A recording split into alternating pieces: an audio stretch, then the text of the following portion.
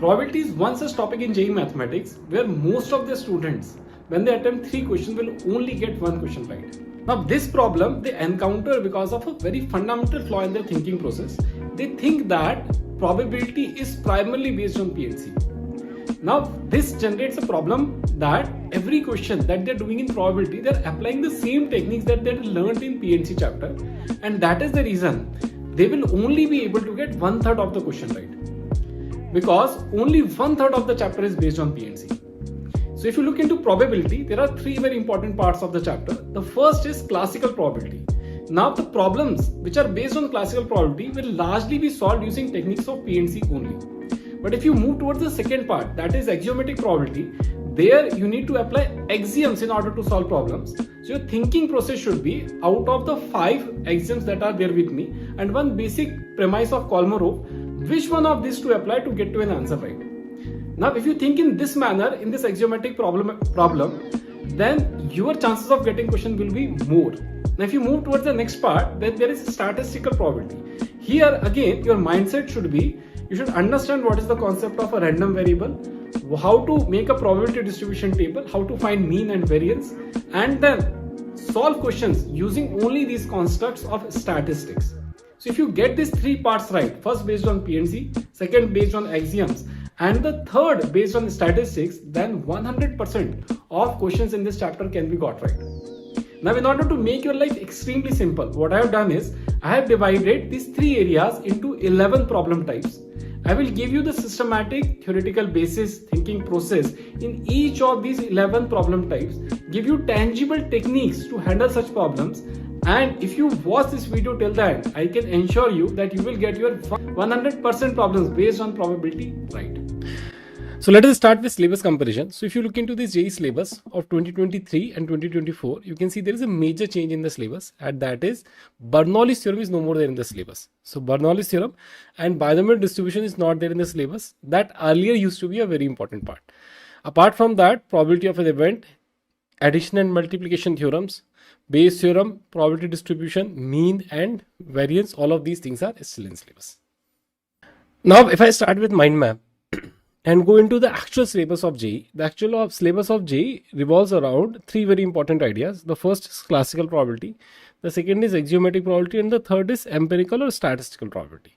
So these are 3 major heads in this chapter. If you look into the first head, it generally consists of 3 very important types of problems. There are problems which are based on P&C. Now these are the P&C problems only, and I have made a 3-hour video on that. That covers in detail all the kinds of problems that can be asked in P&C, but asked in the garb of probability. So these are the same questions but asked in a little different manner. So the method of solving all this question remains exactly same. The second important type of question is questions based on odds, in favor and against. This is a term that you need to understand what does it mean. And then there are questions based on set theory or Venn diagram. Then if you look into the second part of this chapter, that is axiomatic probability, that is their concept of Kolmogorov's basic axiom. So there are 3 or 4 basic axioms of Kolmogorov, and that's the way that we do probability. So these are very important. And then there are areas like conditional probability, multiplication theorem, independent events, and then we move towards the idea of total probability and Bayes theorem. And these 5 ideas that we have done here, and plus this one idea of Kolmogorov, this sums up the idea of axiomatic probability. Then comes the again a very important part of this chapter, that is statistical probability, and that consists of 2 major parts. The first is the concept of probability distribution and random variable. So we understand what is a random variable, we move towards measuring its probability distribution, and therein we come up with the concept of expectancy or mean and variance. These 2 ideas, and on this JEE has asked a lot of questions. And then there is this last idea that now is out of the syllabus, that is that of Bernoulli's theorem and binomial probability distribution. Now if I look into the weightage of these chapters in these 3 areas, you can see a lot of questions are usually asked in classical probability, because that are nothing but the questions of P&C only. Second, traditionally axiomatic probability has been a very important area, but recent years statistical probability has become more important. Now let us start with first problem type, and these problem types are those questions that are based in P&C. So as I've already told you, this problem types comes under the classical probability. And if you have to find classical probability, the standard way to do it is nothing but favorable cases by total number of cases. This formula we are going to use in order to find all of such probabilities. An interesting thing here would be, in order to do so, these favorable cases and total number of cases, both such a type of cases in this case will come from nothing but P and C. So this, both the things we are going to find using P and C. And that is the reason, see, I have not tried and covered extensively all the questions based on this idea. The reason is that all such questions are already covered in PNC. So I am only taking those questions that came in 2023 in this specific problem type. So let us start with it. The first kind of problem that was asked in 2023 talks about 3 dice are rolled. Find the probability of getting different numbers on the 3 dice. Now, if you already know this question, you can pause this video and try this question. So what we are saying is the 3 dice should reflect 3 different numbers. What is the probability of that? So this first can be done in 6 ways. Second box can be filled in 5 ways. 4 ways. So answer becomes 6 into 5 into 4. And total number of cases. So if I want to find total number of cases, again I will apply my P and C. This box can be filled in 6 ways, 6 ways, 6 ways. So these are favorable cases. These are total number of cases. So if I want to write my probability of the event A would be nothing but 6 into 5 into 4 divided by 6 into 6 into 6, and this 6 will get cancelled out. This 4, again this will become 3. So what we are getting is nothing but 5 by 9.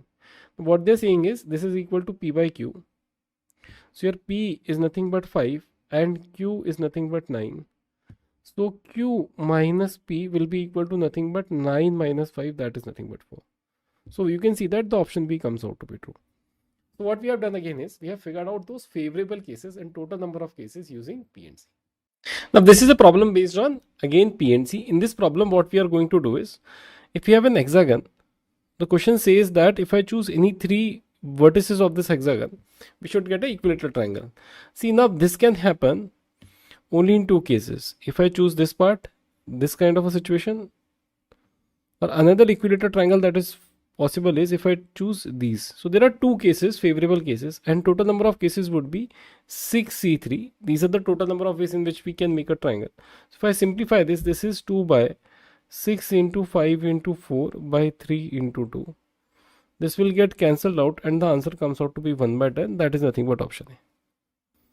This question talks about an unbiased die on which on the faces there is -1, -2, 0, 1, 2, 3. These 6 things are written on its faces.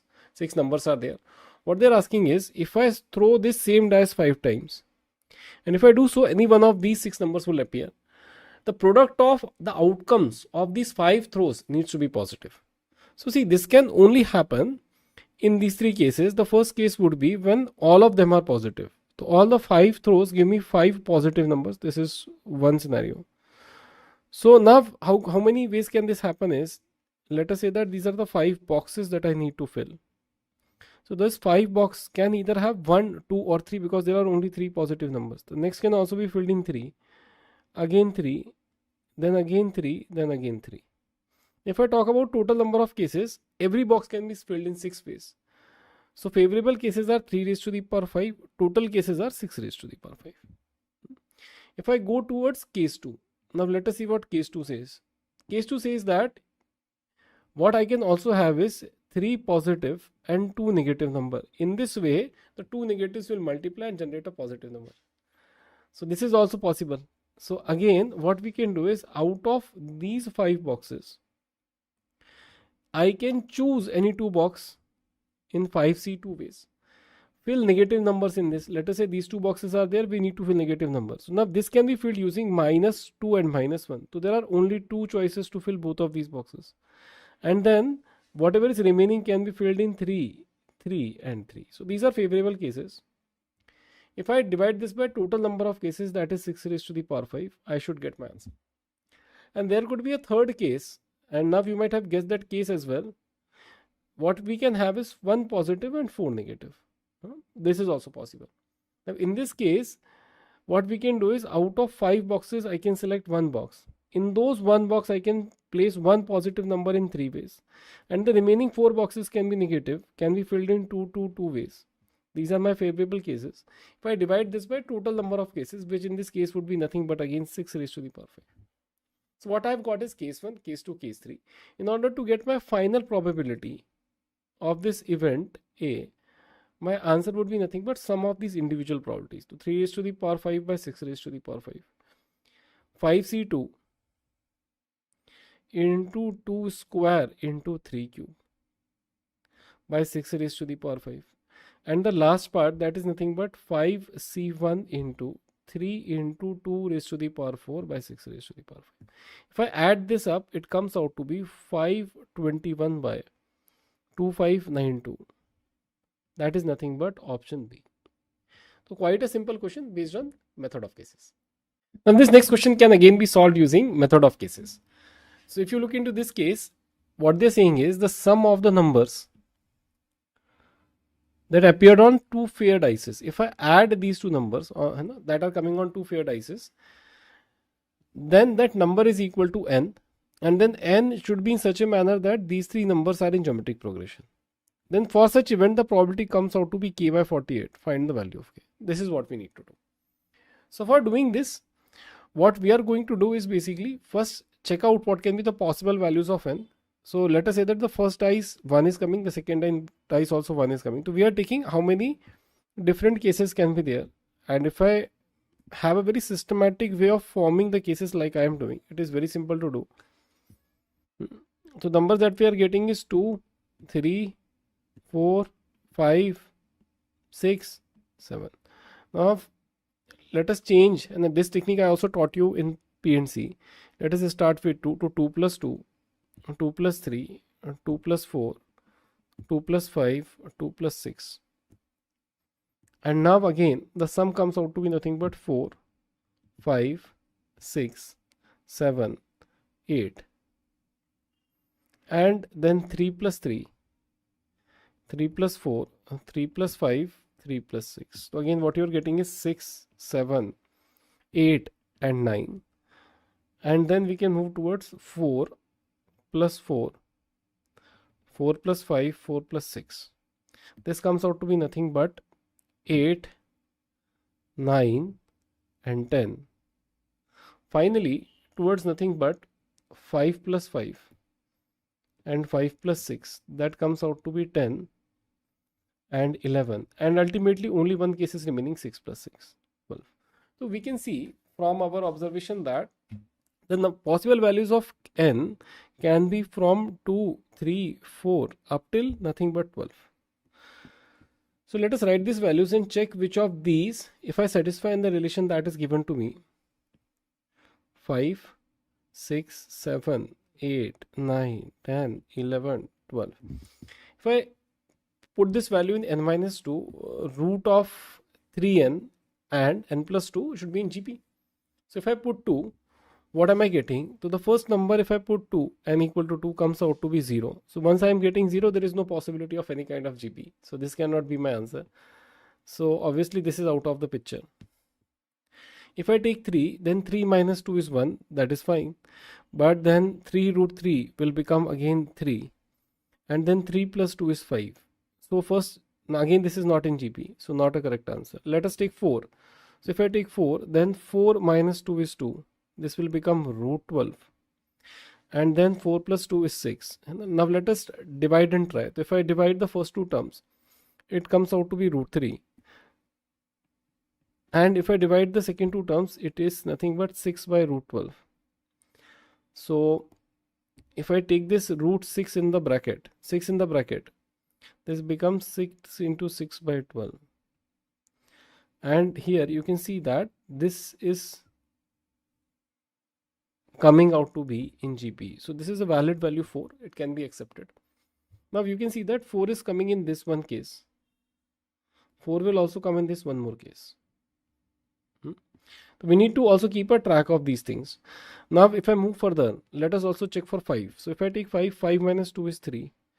This becomes root 15. And then 5 plus 2 is 7. So this is not in GP. So again not important. 6 if I take, then 6 minus 2 is nothing but 4. And then root of 18. And then nothing but 8. Again this is not. So in this manner we can keep on counting, and you will realize that in none of these cases there will be a GP. So only one possible scenario is there when the sum becomes 5. And you can see that this can happen in 3 different cases. When on the first dice we get 1, in the second 3. The first we can get 3, in the second 1. And one more case is basically on both the cases we get 2 and 2. So there are these 3 cases. So out of total 36 cases that are there, these are the possible cases. So our answer becomes nothing but k by 48. Now if I divide, this comes out to be 12 into 3, 12 into 4. 3 will get cancelled out and the value of k comes out to be 4. That is nothing but option D. Now this very beautiful question came in 2023. In this question, what they are talking about is maximum value of product of two positive integers when their sum is 66. Now whenever somebody says two positive integers, what does that mean in mathematics is am is greater than equal to gm. So first we'll have to apply am is greater than equal to gm. This is first part, and then solve this inequality to find the possible values of x. And then in the third part, we have to apply P and C to get the probability. So your fourth step is going to be finding probability. So these are the 4 steps that we are going to do in solving this question. Now let us start with the first step. That is nothing but applying am is greater than equal to gm. So what they are saying is if we have taken two numbers, their product, so let us say that those two numbers are nothing but x1, x2. So what we are saying is if x1 and x2 are those numbers, both of them are greater than 0. So what I can write is x1 plus x2 will always be greater than equal to root of x1, x2. am is greater than equal to gm. Once we have done this x1 plus x2 they have given us 66. So this becomes 66 by 2 is greater than equal to root of x1, x2.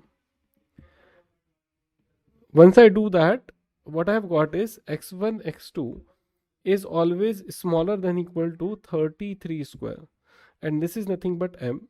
So m is smaller than equal to 33 square, and what I want is maximum value. So m is nothing but the maximum value. So instead of writing smaller than equal to, let us put equal to. We have got the value of m by applying am is greater than equal to gm. Now let us come on to the next part. In the next part we have to solve an inequality. Now in this what they are saying is x into 66 minus x is greater than equal to 5 by 9 into m. M is nothing but 33 square. And if I simplify this, what you can get is x into 66 minus x is greater than equal to 5 into 11 into 11. And now if you take them on the same side, this becomes x square minus 66x plus, and this I can write as 55 into 11 is smaller than equal to 0. Why are we doing that? Because now we can split the middle term. So if I split the middle term, this can be written as x minus 55 into x minus 11 is smaller than equal to 0. So from here we have got the range of x that lies between nothing but 11 and 55. Now let us come on to the third part, that is the P and C part. Now what they're saying in the third part is we need to find such values of a for that x is a multiple of 3. So how to calculate the number of multiples of 3? So the method is very simple. Take this 55, divide by 3, and then take this 11, divide by 3, put a greatest integer function. So from that we can get all the numbers divisible by 3 between 55 and 11. Once we do that, this comes out to be nothing but 18, and this comes out to be nothing but 3. So this difference comes out to be 15. Now in the fourth part, if I want to find the probability, my favorable cases are 15. My total number of cases would be nothing but from 11 to 55. So how to find that? So 55 minus 11 plus 1. These are the total cases. I have applied the formula of nth term of an arithmetic progression. So once you do that, what we are getting from here is nothing but 45. So the answer comes out to be 1 by 3. And if I check my options, my A option comes out to be true. If I look into this next question of 2023, it is a question based on matrices determinant. Such kind of questions we again saw when I covered the PNC part. Now again we are looking into same kind of question, and I told you there that these kind of questions are based on making cases. So let us see what are the possible cases they are talking about. The first thing that we can understand is this matrix is nothing but a 2 cross 2 matrix. So if I write all the terms, so what I will get is A12, A11, A12. and then A21, A22. So these are the 4 terms. Now what they're saying is each of these terms can take value 0, 1, 2. Now these are the possible values that these terms can take. So now if I find total cases, how many total such matrices might be possible? So the first can be done in 3 ways, second can be done in 3 ways, fourth 3 way, and third 3 way, and fourth 3 way. So 3 raised to the power 4. Total cases are nothing but 81. This is the first part. Now in the second part, if I move further, what they are asking is basically such matrices or the probability that the matrix is invertible. So it is better to find those matrices which are non-invertible. So the important thing about non-invertible matrices, they are singular in nature. So what does that mean is if I subtract those cases when the probability that the determinant of matrix that is given to us A, this becomes nothing but 0. If this happens, then we have got our answer. This is simpler to do. So this is what I need to find. So I need to find those cases when the determinant will become 0. So this becomes a third part of the question, and then make a table. So if I write the determinant, it is going to be nothing but A11 into A22 minus A12 into A21. Okay. So now if I saying that this is equal to 0, that would mean A11, A22 is equal to A12 into A21. These needs to be equal. So if this is equal, what we are going to do here is basically, let us make cases. If I make a small table, A11, A22 and A12, A21. So what we need to do is, if I'm selecting two numbers on the left hand side, their multiplication needs to be that on the right hand side. So now let us see how many such cases are possible. So see, 0 is going to play a very important role because all the values that I can assign needs to come from these 3 elements only, 0, 1, 2. So now let us play this game. So now first case that I can say is all the 4 become 0. So all the 4 can become 0. This can happen only in one case. Then what we can have is at least 3 becomes 0. Not at least, exactly 3 becomes 0. So now what you can do is either you can make this to 0 or that to 0. So corresponding to that, there will be 2 cases.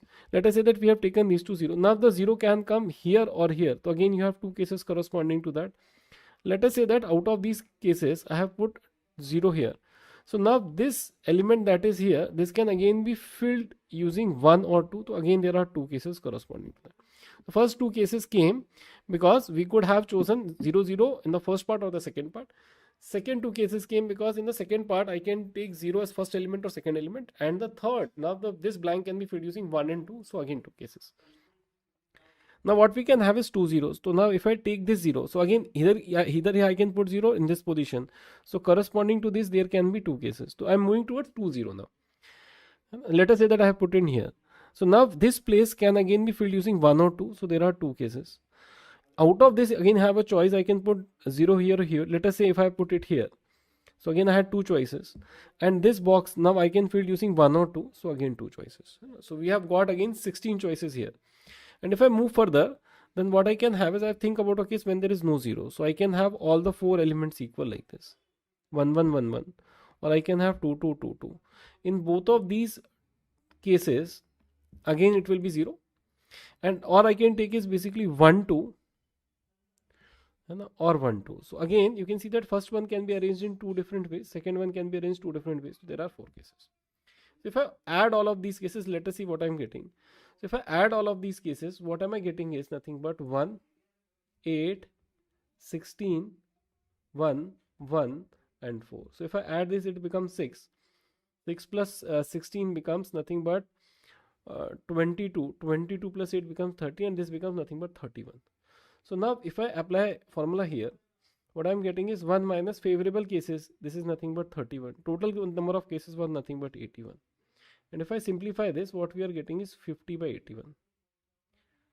And that is nothing but option C. Now this next question is again based on matrices and determinants. In this next question, what they are saying is n is a value that comes when a fair die is rolled. So the possible values of n can be nothing but 1, 2, 3, 4, 5, 6. Now what they are saying is this system of equation will have unique solution. Unique solution will come when delta is not equal to 0. So in case of this, the delta is nothing but 1, 1, 1. The coefficients of x, y, z in all the 3 equations. So this should not be equal to 0. So if I solve this or open it along the first row, it comes out to be 1 into n square minus 6. Second becomes 2n minus 6, and the third becomes 1 into 6 minus 3n, and this should not be equal to 0. And this becomes n square minus 6 minus 2n plus 6 plus 6 minus 3n is not equal to 0. This 6 will get cancelled out, and what we have is n square minus 5n plus 6 is not equal to 0, and that means n cannot take two values, that is 2 and 3. So unique solution will come when n can take other values, that is 1, 4, 5 and 6. These four values are fine. So corresponding to that, probability becomes 4 by 6. And if I compare this by k by 6, then you can see the value of k comes out to be nothing but 4. So this is what we are getting. So what they are asking is basically, if I take this value of k and if I add all the possible values that are of n that are possible, so 1 plus 4 plus 5 plus 6, what is this value? So this comes out to be 20, and that is nothing but option C. So in this 2023 question, what we are looking into is basically a team picking their t-shirts. So what is happening is there are 15 team members picking up their t-shirts with their name written on the back. And what they are asking is probability that at least 3 players pick the correct t-shirt. So 3 can be correct, 4 can be correct, till 15 can be correct. That is what they are asking. So a good or a logical way to answer this question is, let us subtract from 1 the probability when exactly 2 are correct and 13 are incorrect, minus probability that 1 is correct and 14 is incorrect, and then probability that 0 is correct. So if I do that, I will be easily able to get my answer, because if I do other cases, they are much more than this and the calculation becomes even more complicated. Now here, if I want to do this, for the first probability, out of this 15 people, I can choose any two, give them the right t-shirt in one way, and the remaining 13 should go into wrong ways. So the way is nothing but D13. D13 is nothing but dearrangement. So what we are doing is we are using here the formula of dearrangement to get to an answer, and the dn formula was nothing but n factorial into 1 minus 1 by 1 factorial, and it will go till minus 1 raised to the power n by n factorial. This was a formula of dearrangement of n objects. This is what we are using, and total number of cases are nothing but 15 factorial minus 15 c1 into d14 by 15 factorial, and then d15 by 15 factorial. See, now this is simple to do, anybody can do this, but the problem is how will you calculate this and come to the answer, because even if I find d13, this is huge number. And here comes an approximation that you can use in this question, and which is the tricky part of this question. So the approximation is, if you are writing d13, what you are actually writing is d13 into 1 minus 1 factorial plus 1 by 2 factorial, and this will go till minus 1 raised to the power 13 by 13 factorial. So you can see that after a certain point of time, the contribution that is happening is really low. So I can approximate this series with E. Now what is E? If you write the expansion of E, it is 1, sorry, e raised to the power minus 1. So e raised to the power expansion is 1 plus x by 1 factorial plus x square by 2 factorial. And like this, it is an infinite series. So if you are replacing x by minus 1, it becomes 1 minus 1 by 1 factorial plus 1 by 2 factorial. So you can see you are getting the same kind of series as we have been given here. So what I can do is I can replace this. So if I replace this, this can be approximately written as 13 factorial into 1 by e. And this is one of the approximation that will make your calculation easier, because now if you use this logic, your answer becomes 1 minus 15 C2 is 15 into 14 divided by 2 into 13 factorial by 15 factorial into 1 by e. Then if I want to write the next part, I can write it very simply as nothing but minus 15 by 15 factorial into 14 factorial by e. And the last part can be written as nothing but 15 factorial by 15 factorial into 1 by e. Now e value you know, and if you simplify this part, it comes out to be nothing but 0.08. So this is the trick in this question, that how will you calculate it? Because dearrangement we can all apply and get to an answer. But then derangement here, if you do actual calculation, is very long. So this approximation of derangement as nothing but n factorial into 1 by e. Because the numbers that are given you, there it is possible to do this. We'll get you to the answer very fast. If I move to this next question, we earlier did a question that talked about sum of numbers obtained when two dices are thrown. And then we noted that the minimum is when 1 plus 1 will happen, and maximum would be when 6 plus 6 will happen, and all the intermediate numbers are covered. So we are looking into number 2, 3, 4 up till 12. So these are the possible values of n that are possible. We did this in that question. So again, that question is getting repeated conceptually. What they're saying is, what is the probability that this inequality is satisfied? Now let us take few values and see what is happening. So if I put 2 here, it becomes 2 square. And 2 square is smaller than 2 factorial. This is not getting satisfied because left hand side is 4, the right hand side is 2. If I write 2 cube, it is 8. This is smaller than 3 factorial, again not getting satisfied. But if I start from 4, you can see it is 16. And 4 factorial will become 24, and this is getting satisfied from this point onwards. So what you can see is there are only two cases when it will not get satisfied. When the sum of the two digit is equal to 2, so this is one such case. And when the sum is equal to 3, so 3 will happen when 1 2 happens or 2 1 happens. So you can see that out of 36 cases that are possible, there are 3 cases in which this condition will get violated, otherwise it is fine. So what is the probability? So if I try and find the probability of this event, it is nothing but those 33 favorable cases by 36 cases. And this comes out to be nothing but 11 by 12. This is given as m by n. And what they're asking is the value of 3m, 4m minus 3n. And if I put the value, this comes out to be 4 into 11 minus 3 into 12. So this is 44 minus 36 comes out to be 8. And that is nothing but option C. If I look into this 2024 question, this question says that x and y are two positive numbers, have their sum is equal to 24. It is given that x and y both belongs to z plus. That would mean x and y can both lie between, so they can be equal to 1, 2, 3 till 23. So if I want to make ordered pairs, what will be the possible ordered pair? The one could be 1, 23 and another would be 2, 22, and this will go till 23, 1. So there are 23 possible cases in the sample space. The number of elements in sample space become 23. Now let us move to the next step. Now what they are saying is the product. Now first what they are saying is the product is not less than 3 by 4 times the greatest possible value. So greatest possible value will come when we apply m is greater than or equal to g. Now we know that m equal to sign will come when x will become equal to y. So the value corresponding to that will become 12. So now what they are saying is when you are multiplying x into y, it should not be less than. That would mean it can be greater than or equal to 3 by 4 times 12 into 12. And if you simplify this, this comes out to be 108. Now if I want to solve this in the third step, what I can do is I can write here x. This I can substitute as 24 minus x. This is greater than or equal to 108. This is 24x minus x square is greater than or equal to 108. If I simplify this, this is x square minus 24x plus 108 will be smaller than or equal to 0. This can be factorized as x minus 6 into x minus 18.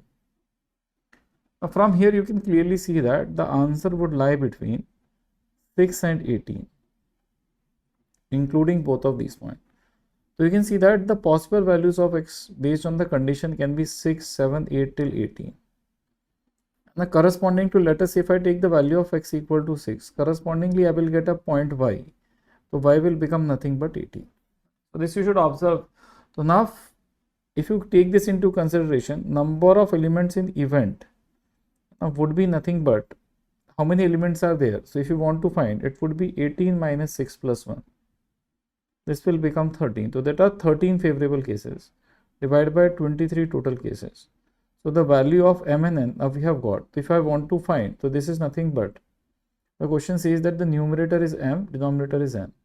So m comes out to be 13, n comes out to be 23. So their difference would be nothing but If I link to this next 2024 question says that there are 3 letters that can be posted to any one of the 5 addresses. So now if I look into the letter 1, you can see that it have 5 choices in terms of addresses. Letter 2 will again have 5 choices, so on and so forth, till letter 3 will also have 5 choices. So total sample space becomes nothing but 5 cube. Now what they're saying is this needs to go to exactly 2 addresses. So out of 5 addresses, let us choose any 2. And now we can post. Now every letter will have 2 choices. So 2 into 2 into 2. But see, there are 2 cases in which all the letters can go to either the first address or the second address. So let us subtract that one. So this is our sample space now. If I simplify this is 5 into 4 divided by 2. This becomes nothing but 8 minus 2. This becomes 6. So what we are getting is nothing but 16. In the third step, my probability comes out to be total number of events in sample space in the event divided by total number of elements in the sample space. If you simplify this comes out to be 12 by 25. That is nothing but option B. Now if I look into this 2024 question, I have seen that whenever such kind of question comes where there is a quadratic and they are talking about the probability that the roots are real, equal, etc. Students usually have problem in solving this question because they do not have a clear idea how to proceed in this question. So I am taking this question just to illustrate that all such questions based on quadratic equation in probability, how to handle them. Now, whenever this question comes, all you need to do is make cases. There is no shortcut into this. So what will we do is basically, first read the question carefully. What they are saying is 1, 2, 3, 4, 5, 6 are the possible values of ABC. Probability that this equation has one real root, and one real root bigger than the other. See, obviously if one root is real, other is going to be real. So what they are saying is they don't want equal root. So they don't want equal roots. This is something that we need to avoid. So roots need to be real but not equal. That is what we want. So for that, let us make a small table. Let us write B here, then A here, then C here. Why we are doing so? Because for solving this question, we will require discriminant. So discriminant in this case would be nothing but B square minus 4AC. Now this is something very normal. If I want to find my favorable cases, let us start one by one. So let us start with the highest possible value of B, that is nothing but 6. So if I put 6 here, you can see that B square minus 4AC will become nothing but 36 minus 4AC. If I take 6 common, what is remaining is 6 minus, if I take 4 common, not 6. Let us take 4 common. So this will become 9 minus AC. Now let us start the biggest possible value of A that you can think, that is nothing but 6. If I put 6 here, only possible way to put C would be 1. If I put again here in this case 5, you can see that 9 minus 5 AC. So only possible value again is 1. If I put 4, then 9 minus 2, I can put 1 also and 2 also, because 4 into 2 will become it still less than 9. And next what I can do is I can put 3. So if I put 3, 3 into 1 is fine. 3 into 2 will be 6. 3 into 3 will become 9. But if it becomes 9, the D will become 0 and we don't want that. So I am not writing 3 here. If I write 2, correspondingly you can write 1, 2, 3. 3 into 2 will still become 6. 4 into 2 would be 8. So till 4 we can write 5 will become 10 and 9 minus 10 will not be a valid answer. So I put 1. Correspondingly I can write 1, 2, 3, 4, 5, 6. Still it is less than 9 only. So all of this is fine. There is no problem with this. See now once we have done that, in the next part, we'll have to do the same thing for 5. I am changing the color just to make it a little bit more dramatic. If I take 5, now what is going to happen? Let us also delete this. If I put 5, this is going to become 25 minus 4AC.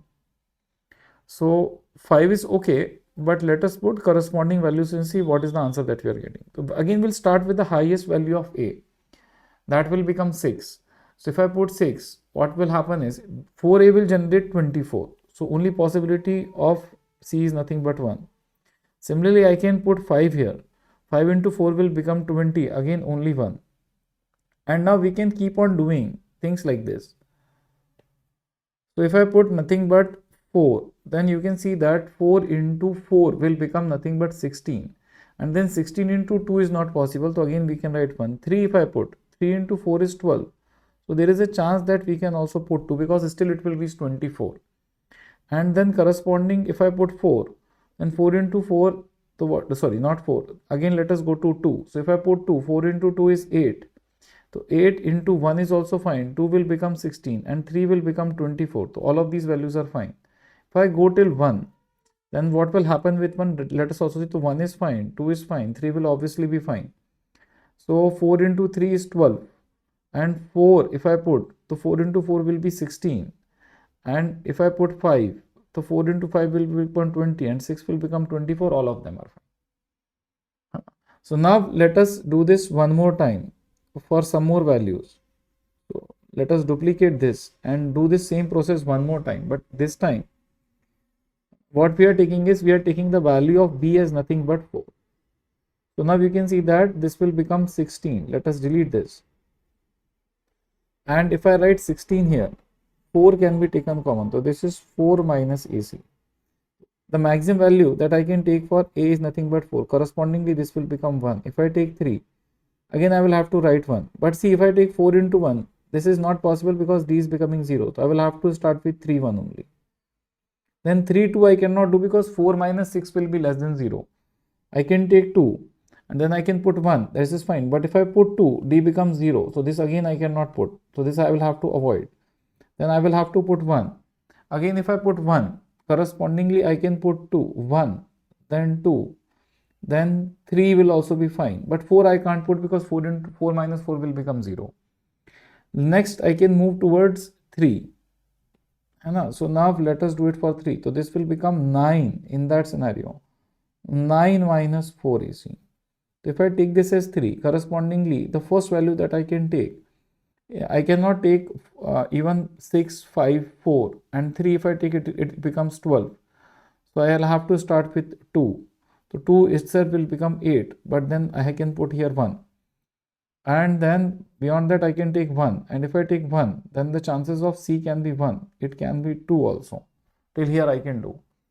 And then I can move towards 2. So if I take 2, let us see what are the possible values. So if I take this as 2, so this will become 4 minus 4 AC. If I take 4 minus 4 AC, 4 I can take common. It will become 1 minus AC. So corresponding to this, only 1 is possible. If I take it, but then D becomes 0. So again, we can't consider that. So now you can see that how many cases are there. Let us count the cases. So 1, 2, then 2, this will become 4. 4 plus 2 will become 6. 6 plus 4 will become 10.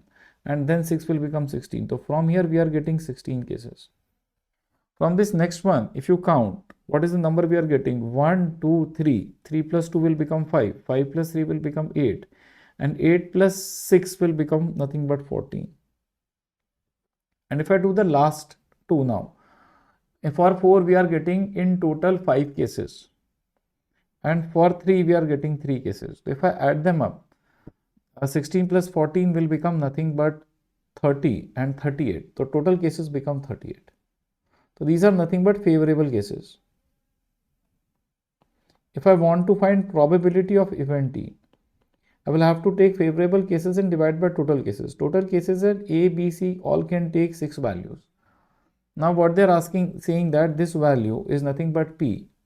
So P comes out to be nothing but 38 by 216. So 216 into P will become 38. Now if I check the option, you can see that A option matches. So all such quadratic equation based questions, this is the method to solve them. Now let us move towards next problem type, that is nothing but set theory based problems. Now in all such problems we know that this is again based on our classical probability only. But in order to solve questions we are using Venn diagram, that is one. Sometimes we'll use Venn diagram.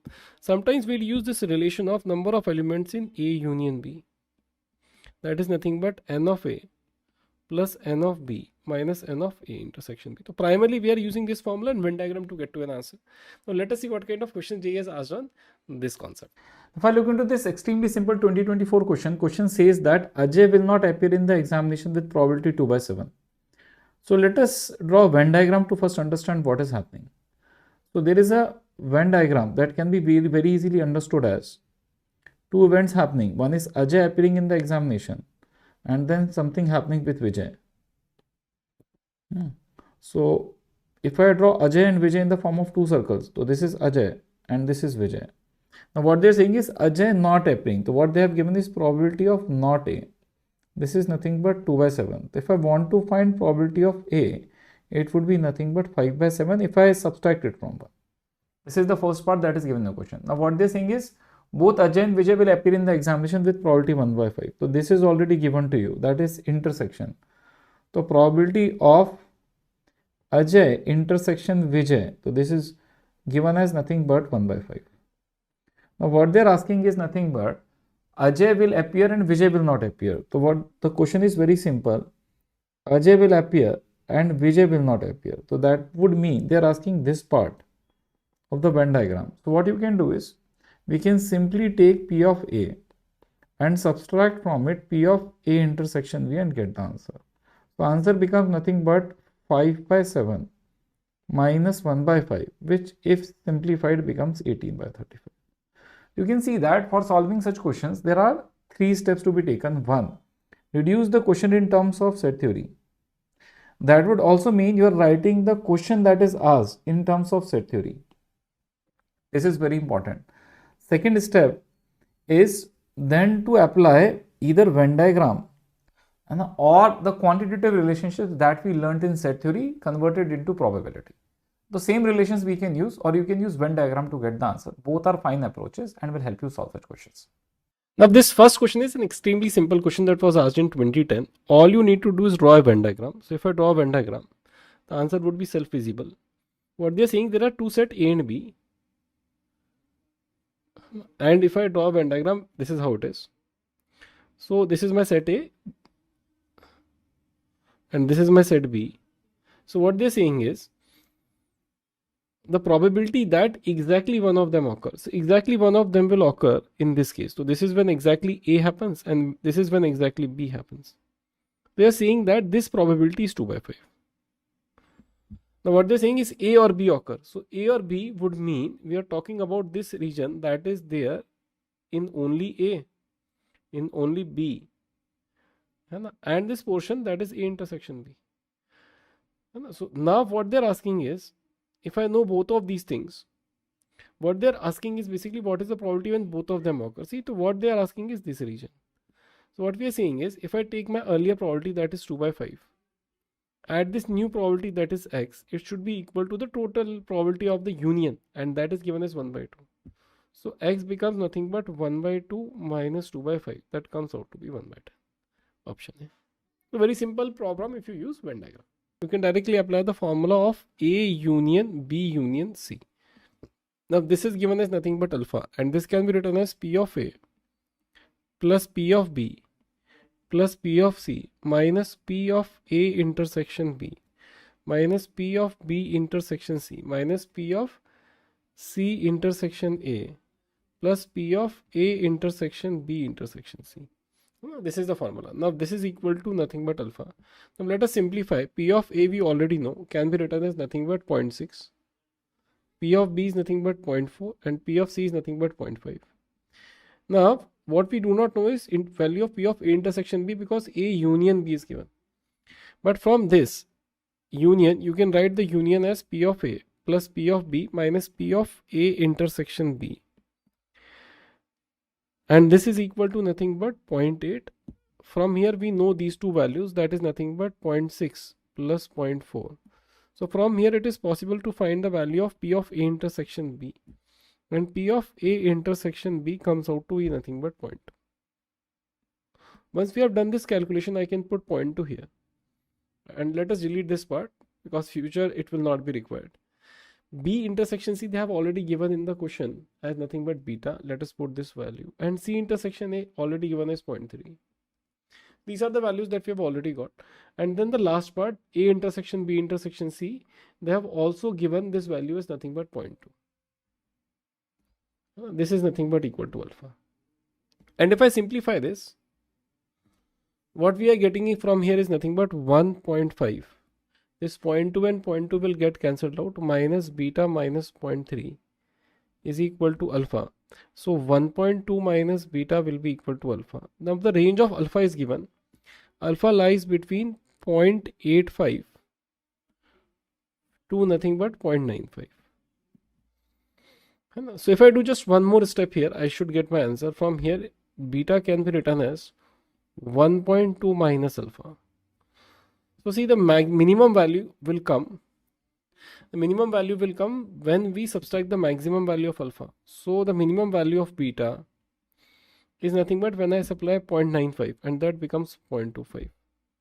And the maximum value will come when I take the minimum value of alpha, that is 0.85. So it becomes 0.35.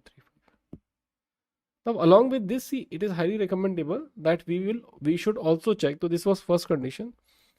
Check the condition for probability of B intersection C. So this probability needs to be greater than or equal to 0 in this case.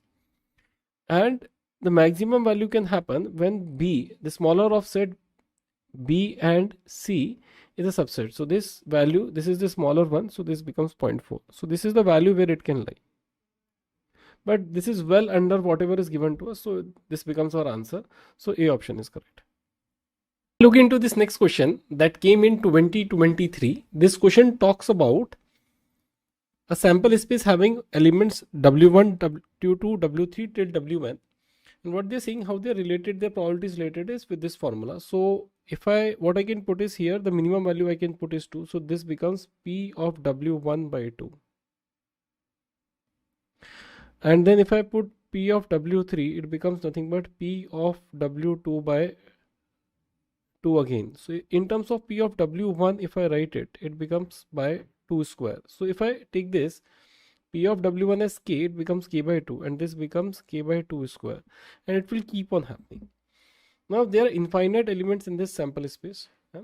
So what I can do is, if I say that the probability of all those elements, if I write till n, and there here n is infinity, so till infinity if I write it, it should be equal to 1. So this is nothing but K. The next becomes K by 2.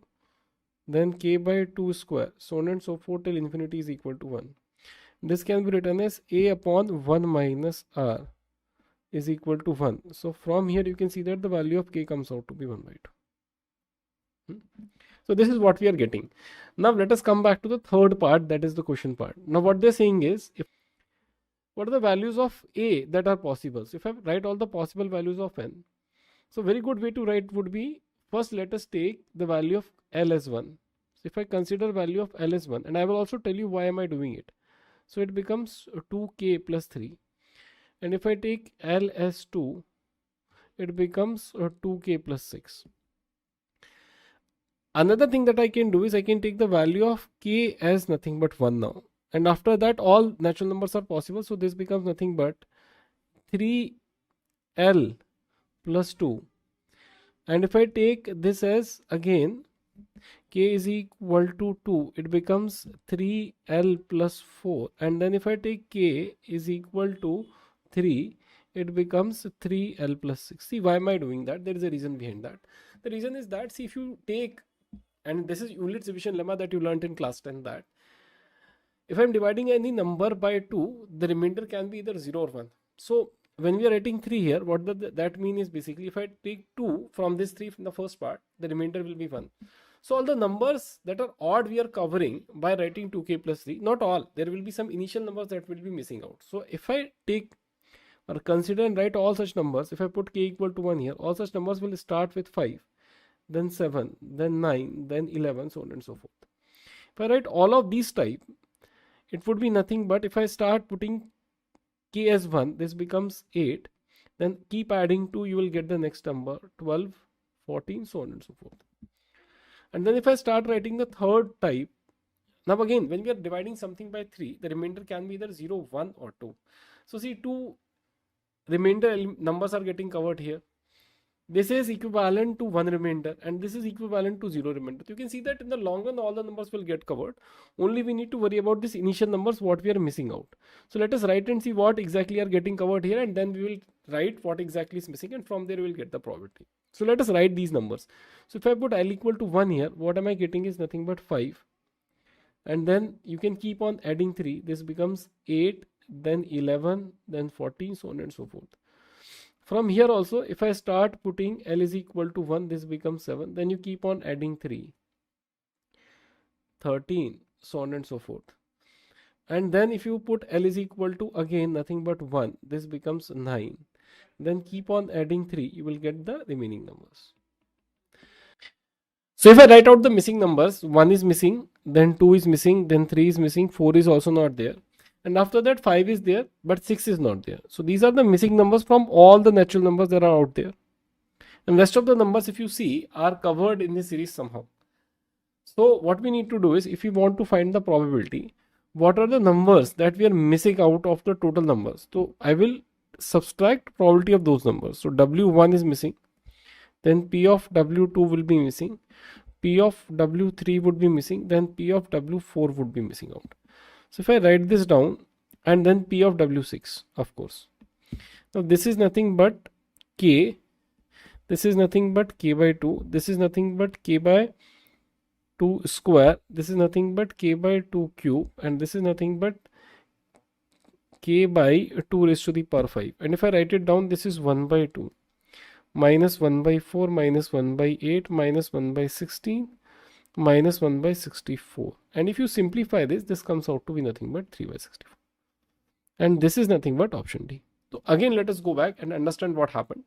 In this question, there were 3 parts. In the first part, what we are doing is, we are finding the value of W1, because all the probabilities are in geometric progression. So we have written an infinite GP, and since the sum of probabilities of all the elements in the set needs to be equal to 1, we add it up and it came out to be 1. From there we got the value of K.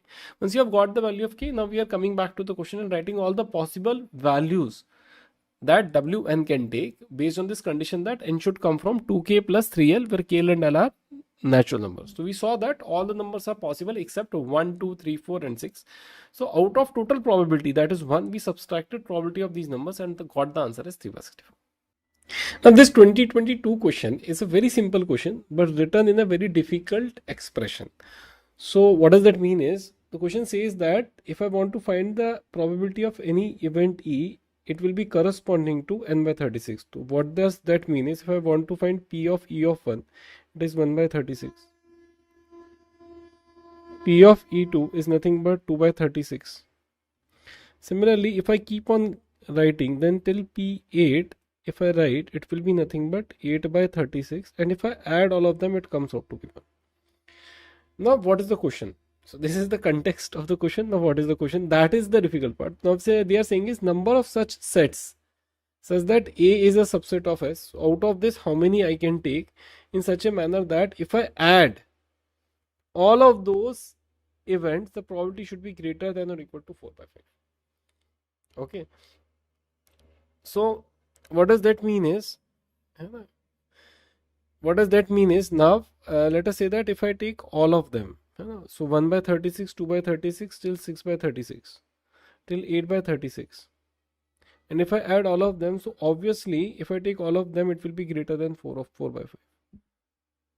But even if I skip this 1 and write 2 plus 3 plus 4 till 8 by 36, still is going to be greater than 4 by 5. So what are they saying is, how many such possible combinations of set A are possible in such a manner that if I skip few elements also, the sum of the probability should be greater than or equal to 4 by 5. This is what the question is saying. So in the third part, once I've understood the question, what should happen is, when we are taking this 1 to 8 element, the sum, whatever we are writing, let us say that sum is A. So this A by 36 needs to be greater than or equal to 4 by 5. And if I simplify this, this comes out to be 4 into 36 by 5. And if you simplify this, this comes out to be A needs to be greater than or equal to 29. Approximately.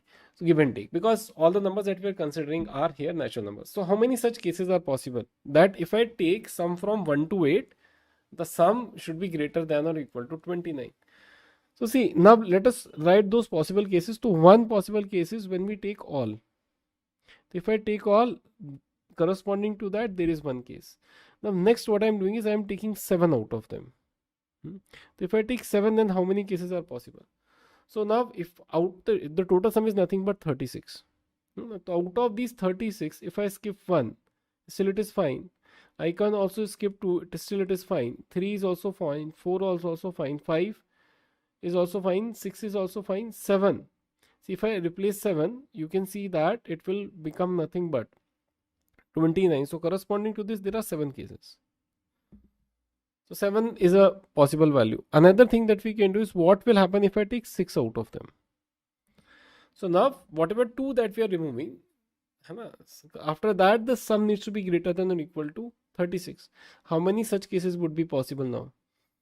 So see, now what I need to do is basically what can I escape out of these 8 values that we need to see. So 36 is fine. The sum of the 2 digits that we are considering, actually it should be greater than 20, that should be greater than or equal to 36 minus 29, that is nothing but 7. So if I take 2, the sum of them should be smaller than or equal to 7. This we need to do, this we need to consider. So if I do that, if I take these 2, it is also fine. So corresponding to 1, how many cases are there, we need to understand. So if I take 1, corresponding to 1, I can also take 2. Corresponding to 1, I can take 3. Corresponding to 1, I can take 4. Because the sum can go up till 7. Corresponding to 1, I can take 5. Then till 6 I can go. Now if I start with 2, corresponding to 2, I can start with again 3. It is fine. 2, 4 is also fine. And 2, 5 till here I can go. And then corresponding to 3, 3 is fine. Till 3, 4 I can go.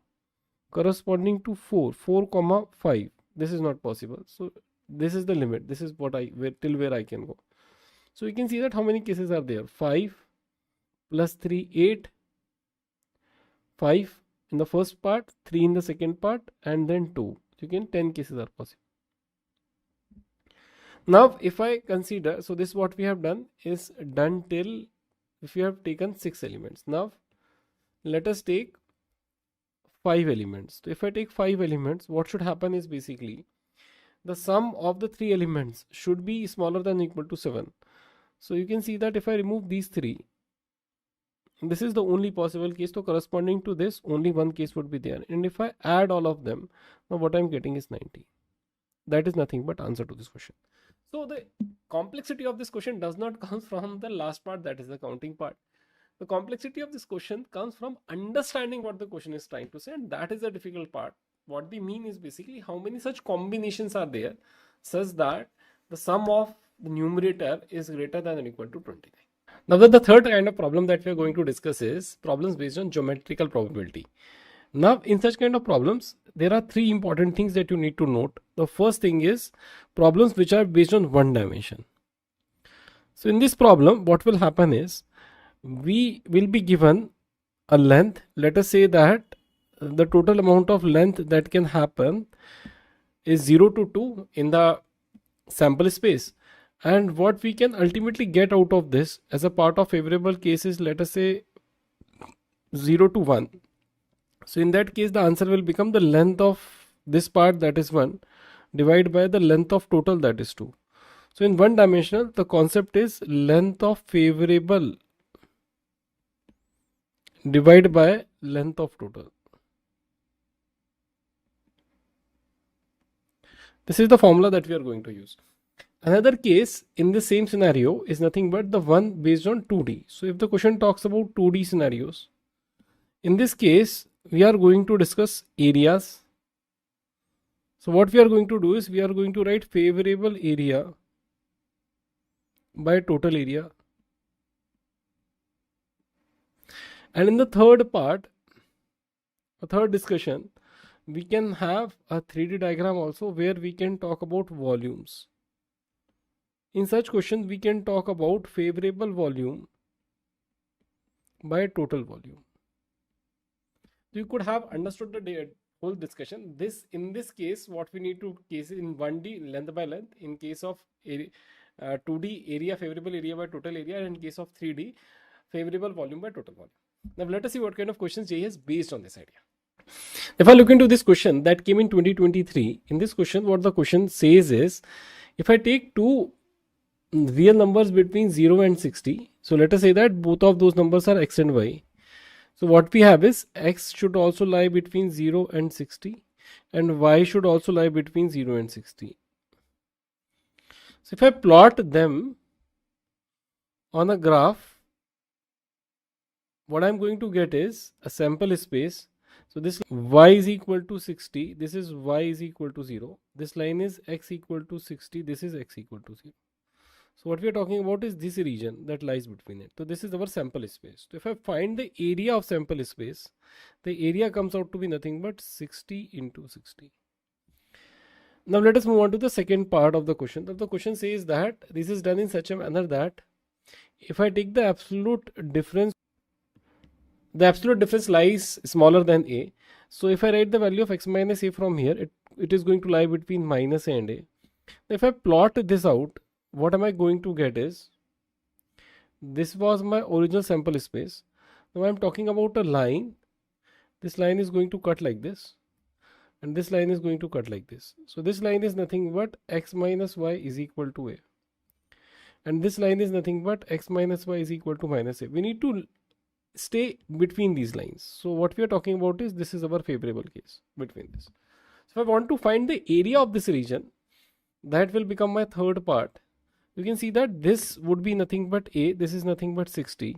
If I find the area of this small part that is available with me, this and this part will have the similar kind of area based on symmetry, and subtract it from the total, I should get my required area.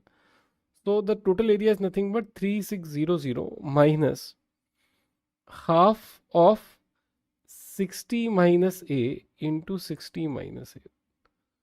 Now this is happening 2 times, so into 2 will also put. So this is nothing but my favorable area. Now what they are saying in the fourth part of this question is, if I find the probability of this event, it is nothing but 11 by 36. So if I put it here, favorable area is nothing but 3600 minus 60 minus a whole square by total area, that is 3600. This is nothing but 11 by 36. If you solve this, the value of a from here comes out to be 10. Now again in this 2023 question, they are talking about a point x comma y that lies in a region bounded by y-axis and these two lines. So if I plot it down, this is how it is going to look like.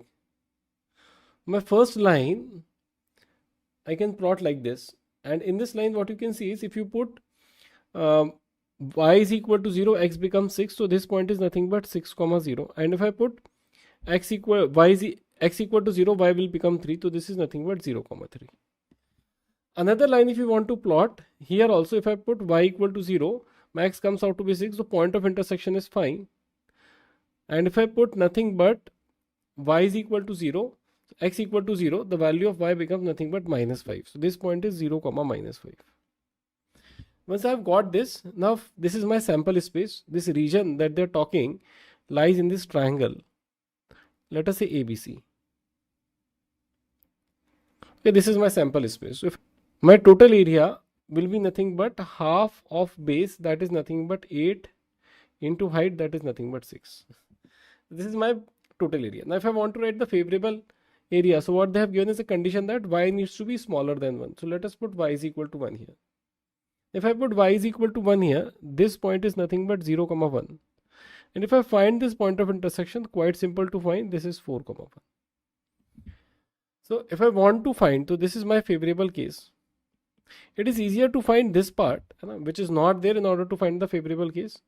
So what I can do is, my probability is nothing but 1 minus when it is not happening. So area of that triangle, half of base, that is nothing but 3 minus 1, 2 into height, that is nothing but 4, divided by half of 8 into 6. If I do this, I will get my answer. So if I simplify, you can see this will get cancelled out and the answer comes out to be 5 by 6. That is nothing but option B. Type 4 problem talks about Kolmorov's axiom. Now what does Kolmorov say, and how does this start the whole idea of axiomatic probability? So this is the guy who came up with the idea of axiomatic probability. So let us first understand what the idea is and how it is very useful. So he says that instead of writing those favorable cases by total number of cases, let us write probability by using set theory. So sample space S that has elements E1, E2, E3 and E4. So he said that the first thing that you need to understand is if I take any one element, any one of these, the probability needs to lie between 0 and 1. Second is if I add probabilities of all the elements present here, and this is from set theory, you can again see that if I add all of these probabilities, it should add up to 1. Third, what he said that if you want to calculate probability of any event E, and let us say that this event E has two elements E1 and E2, so you can easily calculate this by adding probabilities of event E1 and E2. Now the question arises that, okay sir, I have got the three basic axioms, but why do we need them? So we need these axioms in order to calculate probability in those cases when events are unequally likely. What does that mean is basically if I have a biased die, a biased coin. So what is happening is, let us say that we have a die, and in that whatever face number would be there, probability will be proportionate to that. X, 2x, 3x, 4x, so on and so forth. So this is the biased die. Or we have a biased coins where head and tail are not coming with equal amount of probability. Then those cases axiomatic probability will become more useful. In other cases also we can use it, there is no problem. So now let us see what kind of problems are based on Kolmorov's axioms. Now if I look into this 2023 question, it is a very controversial question because the NTA had given the answer of this question as A. This is what NTA gave. And the actual answer of this question is nothing but answer B. I will show you how. And why this contradiction is there, that also we'll try and explain. So in this question, see what is happening is they are saying that if this omega is a sample space and A is a subset of omega, be an event, then there are two statements that are given. So if probability of A is 0, then A is a null set. So if you think this whole scenario from a discrete set scenario, for example, if I take my sample space as nothing but 1, 2 and 3, and if I say that A is an event out of this, and if I'm saying that, let us say it is something, I don't know what, but if I'm saying that probability of A is equal to 0, so from classical probability point of view, there is no favorable case also here. So if I'm writing this, that would mean favorable cases by total number of cases has become 0. So number of favorable cases is 0. That is what we can think. And hence this option seems to be true. But see, this is only when we have discrete objects. So in this context, this answer seems to be true. And similarly, if this is true, the next one will also be true. But if I take geometrical probability into consideration, and we will see 2-3 questions based on geometrical probability. So what happens in geometrical probabilities, we are taking a continuous space. Let us say that instead of taking this set, I consider a wire. So what we are doing is we are taking a line that starts on the number line from 0 to 1. 0 and 1 are included. So what we are doing is we are taking this line, and I am saying that if I want to find a probability of an event A where A is nothing but equal to 1 by 2. So this is a single element on this line. So when we write in terms of geometrical probability, what is the formula? So in this case, probability of any event in 1D, if I'm using 1D, I'm going to use the length, and that is favorable, divide by total length. So this is how I do in case of an non-discrete space. That means continuous space or geometry based problems. So if I take just this one point on this line, the width or the length of this one point is dimensionless, it will become 0.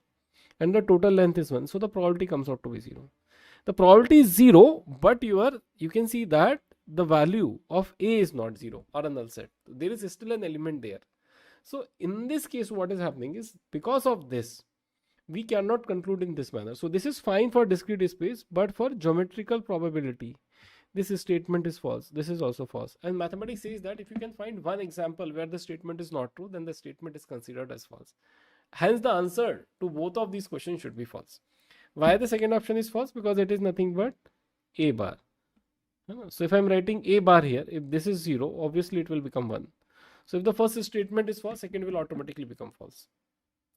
So it is a very controversial question because the NT had assumed it to be a discrete space, and based on that, whatever they are writing seems to be true. But if you generally see across probability, especially in terms of geometrical probability, the answer is not true. Now, this next question is a very interesting question. In this question, what they are saying is these three, E1, E2, E3, are nothing but mutually exclusive events. Exclusive event would mean their intersection is 0. That is one condition. So if I take E1 intersection E2, this is also null set, and like that any two in combination will be same. And then if I take intersection of any three, this will also be a null set, and that is obvious. So now what we are saying is one very important condition that they have given is they are mutually exclusive events. So what they are saying is what can be the minimum and maximum value of P1 P, and what they are asking is basically what is the sum of those values. Now let us look into this question. So the first condition will come when the P of E1 will lie between 0 and 1. So if I do this, what am I getting is 2 plus 3P by 6. This lies between 0 and 1. So 2 plus 3P will lie between 0 and 6. 3P will lie between minus 2 and 4. And as a result, P will lie between minus 2 by 3 to 4 by 3. This is first condition. Another condition we can write on the similar lines is P of E2 also needs to lie between 0 and 1. And if that happens, then 2 minus P by 8 will also lie between 0 and 1. And as a result, 2 minus P will lie between 0 and 8. Minus P will lie between minus 2 and 6. And P will lie between minus 6 and 2. Another condition we have got. In the third part, we can do the same thing for P of E3. So if I take P of E3, that is probability of event 3, it also needs to lie between 0 and 1. So it also becomes 1 minus P by 2 lying between 0 and 1. And if I do so, you can see that 1 minus P lies between 0 and 2. And as a result, what we can see here is minus 1 to 1, and P lies between nothing but minus 1 to 1. Three conditions we have written. Now let us go to the fourth condition. What is the fourth condition? If I take P of E1 union E2 union E3, this also needs to lie between 0 and 1. And this is very simple to find because all the intersections are 0. So this can be written as P of E1 plus P of E2 plus P of E3. This also lies between 0 and 1. So let us write it down, take LCM and do the calculation. And if we write it down, this becomes nothing but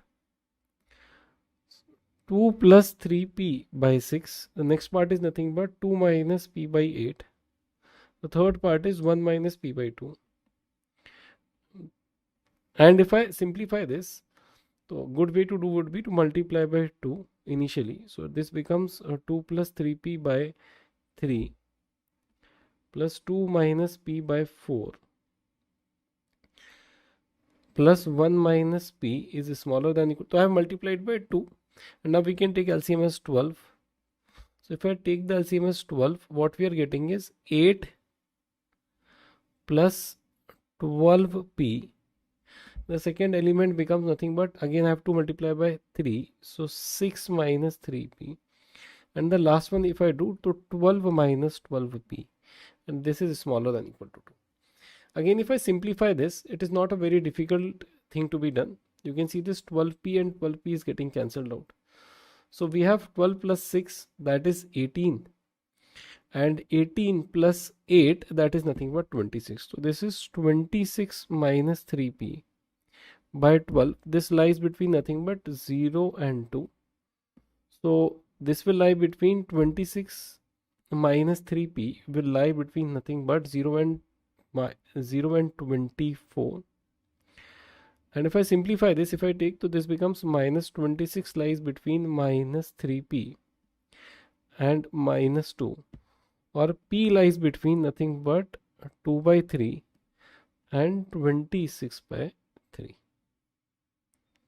Now all we need to do is basically take intersection of all of these four results that we are getting. So let us write all of these four results, and on a number line and take their intersection. So if I draw a number line, it is like this. The least value, let us start from the first part. It talks about minus 2 by 3 to 4 by 3. This is the first part.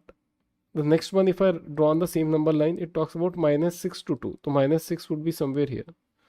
2 would be somewhere here. It is talking about values between minus 6 and 2. If I write the third condition, they are talking values between minus 1 and 1. So minus 1 would be somewhere here, 1 would be somewhere here. So the values between these 2 points. And the last one, if I write, it talks about between 2 by 3. So 2 by 3 would be somewhere here. To nothing but 26 by 3, somewhere here. So if I take all of these values, you can see the common intersection points come out to be between 2 by 3 and 1. Only this much is common in all the 4. So the answer of this question comes out to be your P belongs to 2 by 3 to 1, these values. So the minimum value, that is nothing but P2 comes out to be 2 by 3, and the maximum value, that is nothing but P1, comes out to be 1. So if I add both of these, the answer becomes 5 by 3. That is nothing but option B. Now let us see this 2023 problem. It is a very interesting problem. It combines the idea of sequence, series, probability, random variable all in one go. Let us see what happens. So in this question, what they're saying is the probability of a random variable x is given by this formula. X can take value 0, 1, 2, 3 till infinity. So if I want to write the total probability, so what I can write from Kolmogorov's identity is nothing but if I add all the probabilities, it should be equal to 1. This is the first part, because we are trying to find this value k. Also, what is asked from us is probability of x is greater than equal to 2. So what they're asking, and this will become the second part, is find the probability when x is equal to 2, then 3, then 4, and it goes till infinity. This is what we need to find. For that, we will require this value of k in order to get the calculation right. So let us try and find out k. Once we have got k, I think we will be able to get our answer. So let us find this infinite probability. So if I write here k, if I put x equal to 0, this becomes nothing but 3 raised to the power 0, and this becomes nothing but 1. In the second part, if I put 1, this is going to become k into 2 into 3 raised to the power minus 1. In the next part, if I put k, x is equal to 2, then this becomes 3 into 3 raised to the power minus 2. And this will keep on happening till infinity. So out of this now, if you carefully observe, this is becoming an AGP. Now the sum is equal to 1, we know that. So what we can do is we can take this k common. So this is 1, and this is 2 by 3, this is 3 by 3 square. Then there will be 4 by 3 cube till infinity. This is equal to 1. So we need to find the sum of this infinite AGP.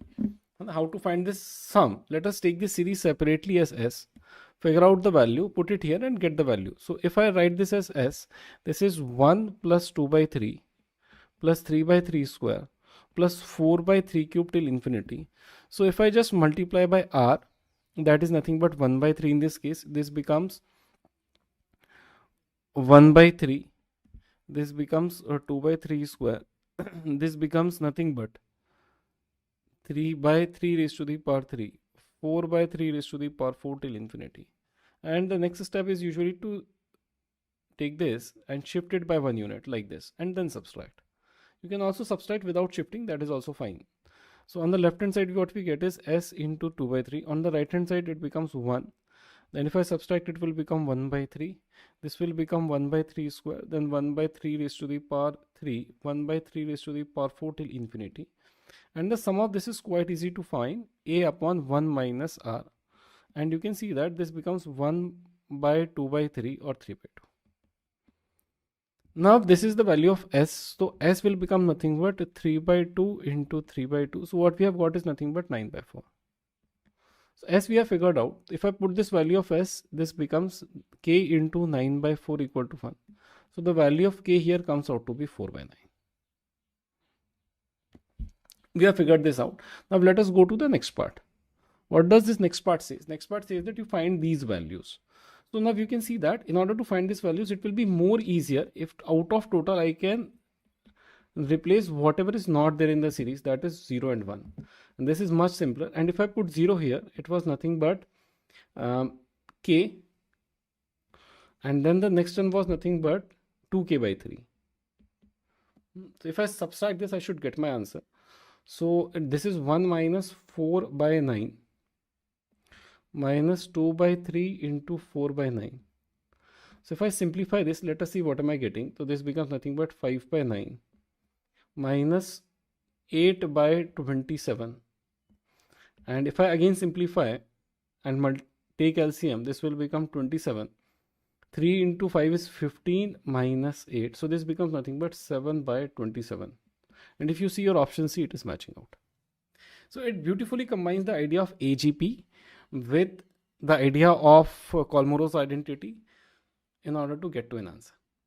Now in the second idea, based on conditional probability, what we can understand is if we have an event A and we are talking about the happening of event A when B has already occurred, so this probability can be written as P of A intersection B by P of B. Now this is a very beautiful and important idea because this talks about something that is happening in time and not just in space. So this is how it is fundamentally different from other earlier ideas of probability that we have already seen. So now let us see what kind of problems are based on this idea.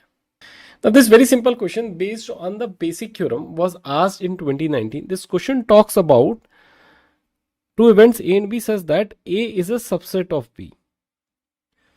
So if I find the value of P of A by E, let us see what we are going to get.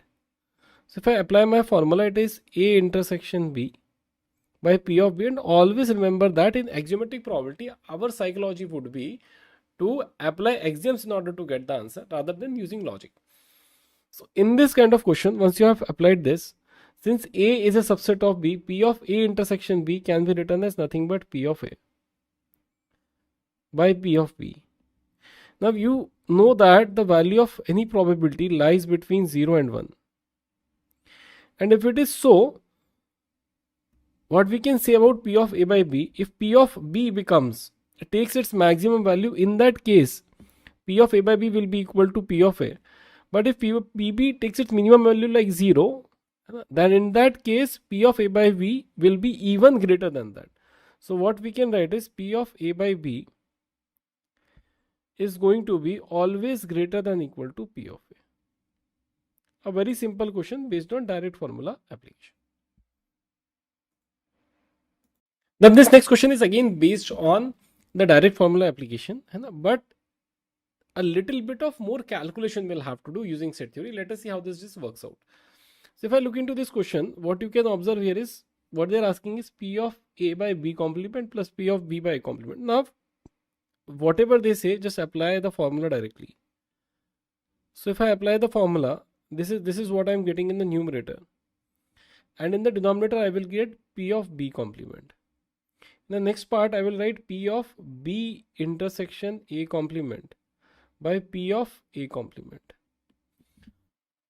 Now if I draw a small Venn diagram, it will not be very difficult to understand. So when we have A and B two sets like this from Venn diagram, when we talk about A intersection B complement, we are talking about this region.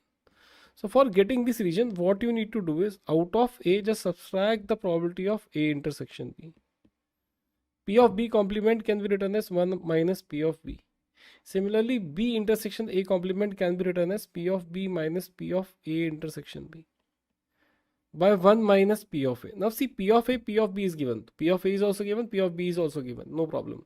Only thing that we do not know is P of A intersection B, but that is very easy to find because we know P of A union B. So if I apply my formula, P of A union B is nothing but P of A plus P of B minus P of A intersection B. Let us see what comes out. So P of A union B is nothing but 1 by 2. This is nothing but 1 by 3. This is nothing but 1 by 5. Minus P of A intersection B. And if I solve this, P of A intersection B comes out to be 1 by 30. Now let us substitute all the values. So my P of A is nothing but 1 by 3 minus 1 by 30 by 1 minus 1 by 5. And the next part is nothing but P of B, that is 1 by 5 minus 1 by 30 by 1 minus 1 by 3. If I simplify this, this comes out to be 5 by 8. That is nothing but option B. If you look into this next question, in this next question, what they have done is they have given two conditional probabilities. So if I write it down, P of E1 intersection E2 by P of E2 will be nothing but 1 by 2. Also this intersection value is also given. So if I put this value, then from here I can get the value of P of E2. So the value of P of E2 comes out to be nothing but 1 by 4. If I do this steps one more time, with the other part, P of E2 intersection E1 by P of E1 is equal to nothing but 3 by 4. Numerator I can put as 1 by 8 by P of E1 is equal to 3 by 4. And if I find the value of P of E1 from here, it is nothing but 4 by 3 into 1 by 8 comes out to be 1 by 6. We have got both the values. Now after this, what we need to do is, using these values, we need to check the options. So obviously all the options have their RHS as the same. And if you multiply E1 and E2 probabilities, it will come out to be 1 by 4 into 1 by 6 is equal to nothing but 1 by 24. So what we need to check is which of these probabilities given is equal to 1 by 24. So if you check your option C, and you will have to check all the options, but I'm starting with the option that I already know is the answer. But if you check this option, what we are getting is nothing but this, and this probability we have earlier also figured out is P of E1 minus P of E1 intersection E2 using Venn diagram. You can make a small Venn diagram and figure this out, not a very difficult task. So this comes out to be nothing but 1 by 6 minus 1 by 8. 1 by 2 I can take common, to 1 by 3 minus 1 by 4 comes out to be nothing but 1 by 2 into 1 by 12, that is nothing but 1 by 24. Again, this 2022 question is a very simple question based on direct formula application. So if we find probability of B by A, it can be written as probability of B intersection A by probability of A. And this is given as 2 by 5. If I put the value of probability of A intersection B, it is 1 by 9. By P of A will be nothing but 2 by 5. So the value of P by A, P of A comes out to be nothing but 5 by 80. If I repeat the whole calculation once more with the other part, so P of A intersection B by P of B will be equal to 1 by 7. Put the value P of A intersection B as 1 by 9. By P of B, it is nothing but 1 by 7. And if I simplify, then the value of PB comes out to be nothing but 7 by 9. Now let us understand what are the two statements. The statement 1 talks about those values from Venn diagram if I draw it. So A complement, that is the region outside A. This region is complement of A. Union B. So this portion will get added. So what you want is this region, or what we can say is basically in complement of A, we just need to add this intersection part. And from here we should get our answer. So it is very simple to do, because complement would be nothing but 1 minus 5 by 18. So this becomes nothing but 13 by 18. And intersection was nothing but 1 by 9.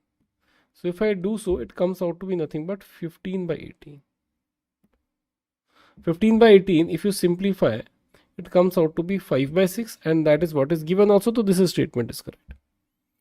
If I look into the statement 2, statement 2 talks about a region that is nothing but intersection of both the complements. So if I take intersection of both the complements, this is the region I am getting.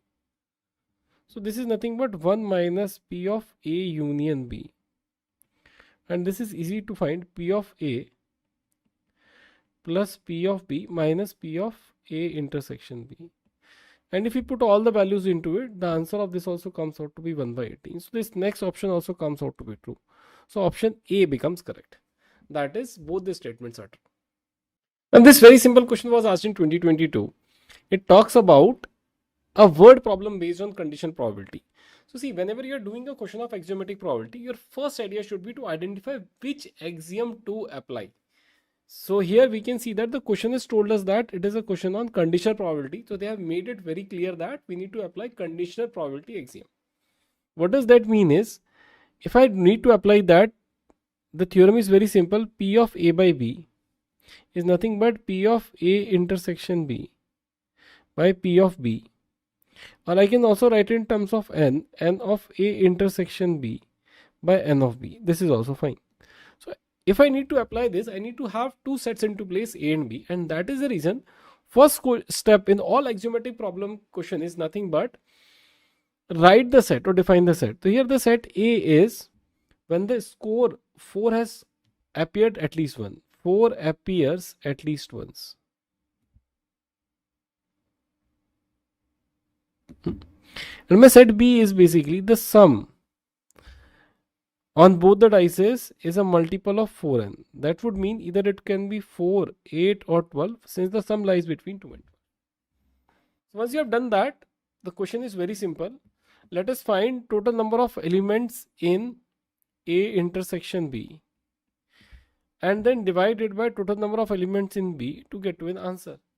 So for getting the number of elements in B, what we need to do is check for 4 first.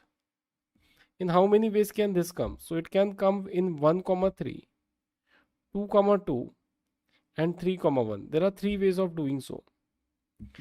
If I want to check for 8, in that scenario, it will start with 2, 6. There will be a 4, 4 in between.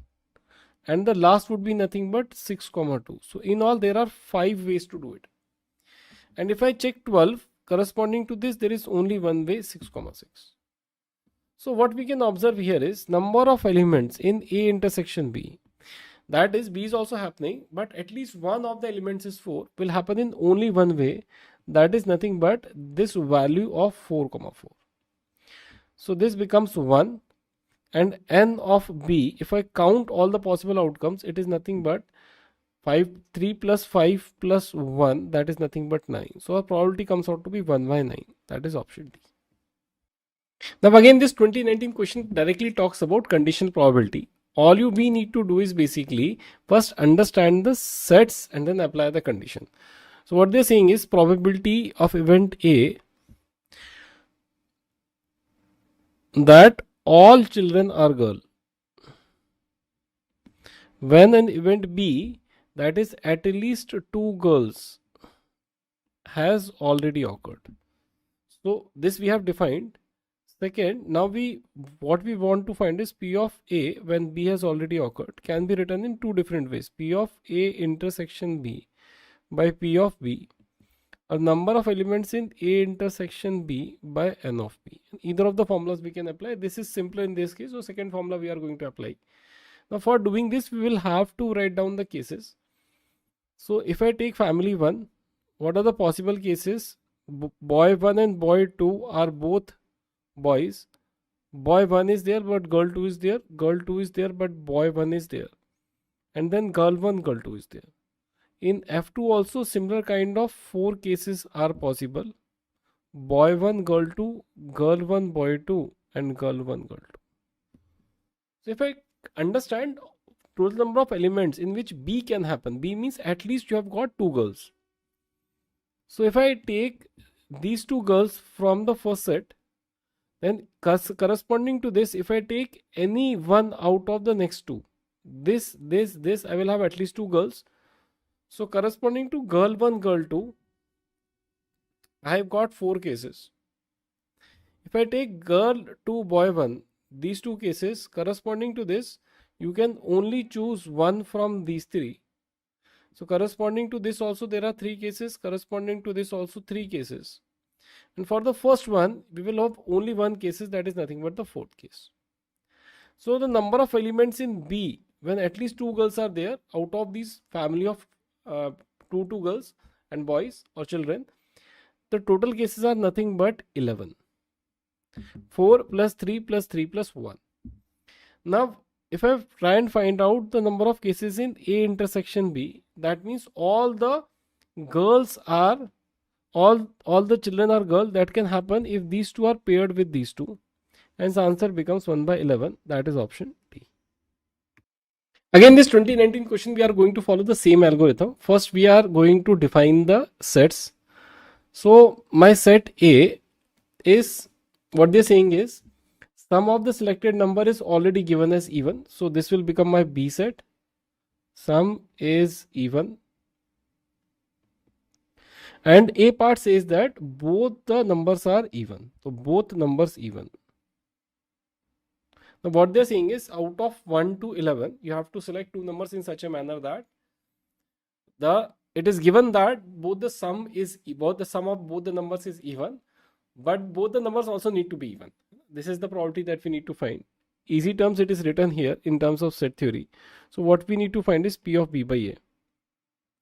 Again, it will be simpler in this case to apply this formula rather than the other formula. If we apply this formula for this, let us write the possible cases. Now see, in this question they have not clearly mentioned whether repetition of digit is allowed or not, but let us assume the repetition of digit is not allowed. So if you want to make a 2-digit number, or if I want to select 2-digit, and how many ways can we do it? So if I want to, now this B event is only going to happen when both of them are even or both of them are odd. Otherwise the sum cannot be even.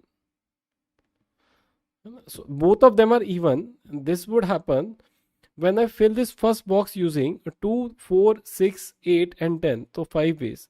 And this another box using remaining 4. We can see corresponding to this the answer comes out to be 20. But for the next one, when they are odd, I can fill this using 6 and this using 5. So you can see that the answer corresponding to this comes out to be nothing but 30. The question says that number of elements in B. Now we have figured this out. This is nothing but 20 plus 30 is equal to 50. And number of elements in A intersection B. So the probability comes out to be nothing but probability of A by B is nothing but number of elements in A intersection B by number of elements in B, and this comes out to be 2 by 5. If I look into this 2024 question, it is an extremely interesting question because it tries and connects two ideas. One is a fair die is getting tossed infinitely until a 6 is occurring. They are talking about different kinds of probability of different events connected to with this major event.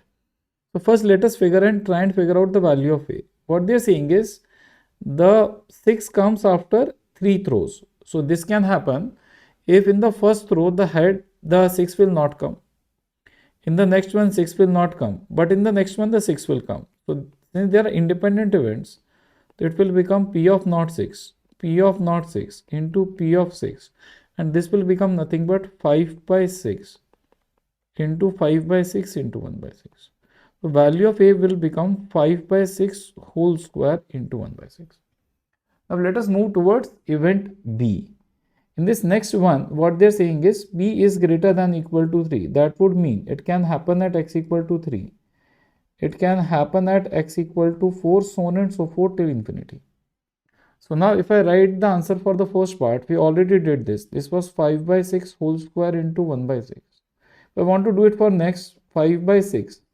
So 3 times it is not happening, but the 4th time it happens, and this will go till infinity. Now we can see that this is an infinite GP, so answer becomes A, that is 5 by 6 whole square by 1 by 6 by 1 minus R, that in this case will become 5 by 6.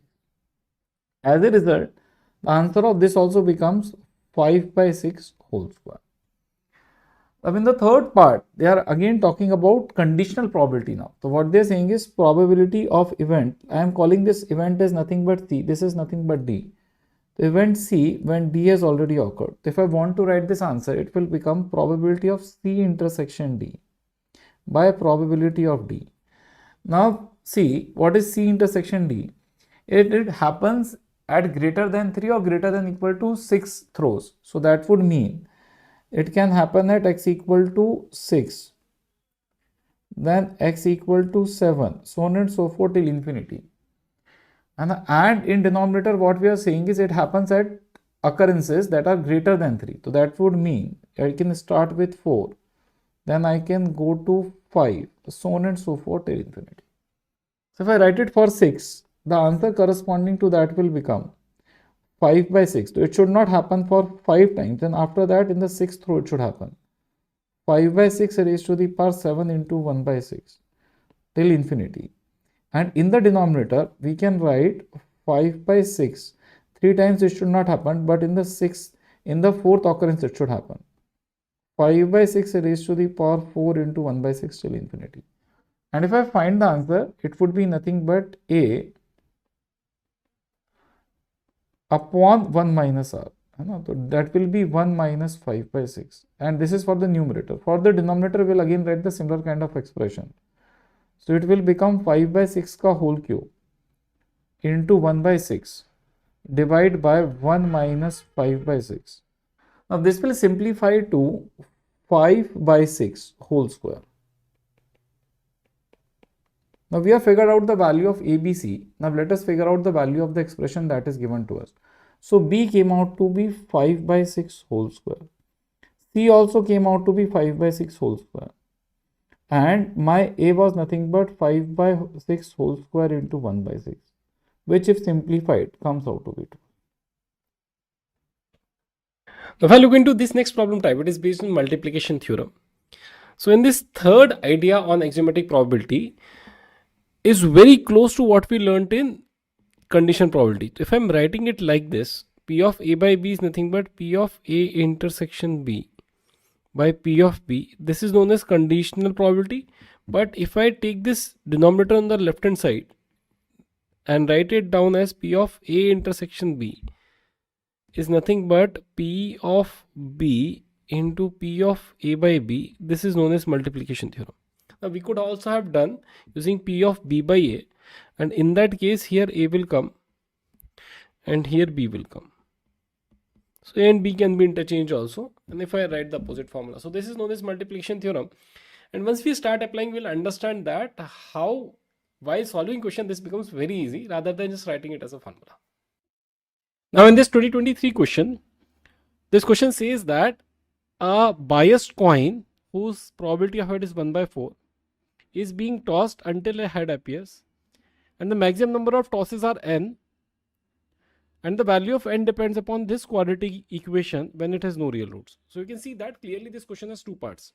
The first part talks about the value of n for which this quadratic equation 64x square plus 5nx plus 1 will have no real root. That would mean d is smaller than 0.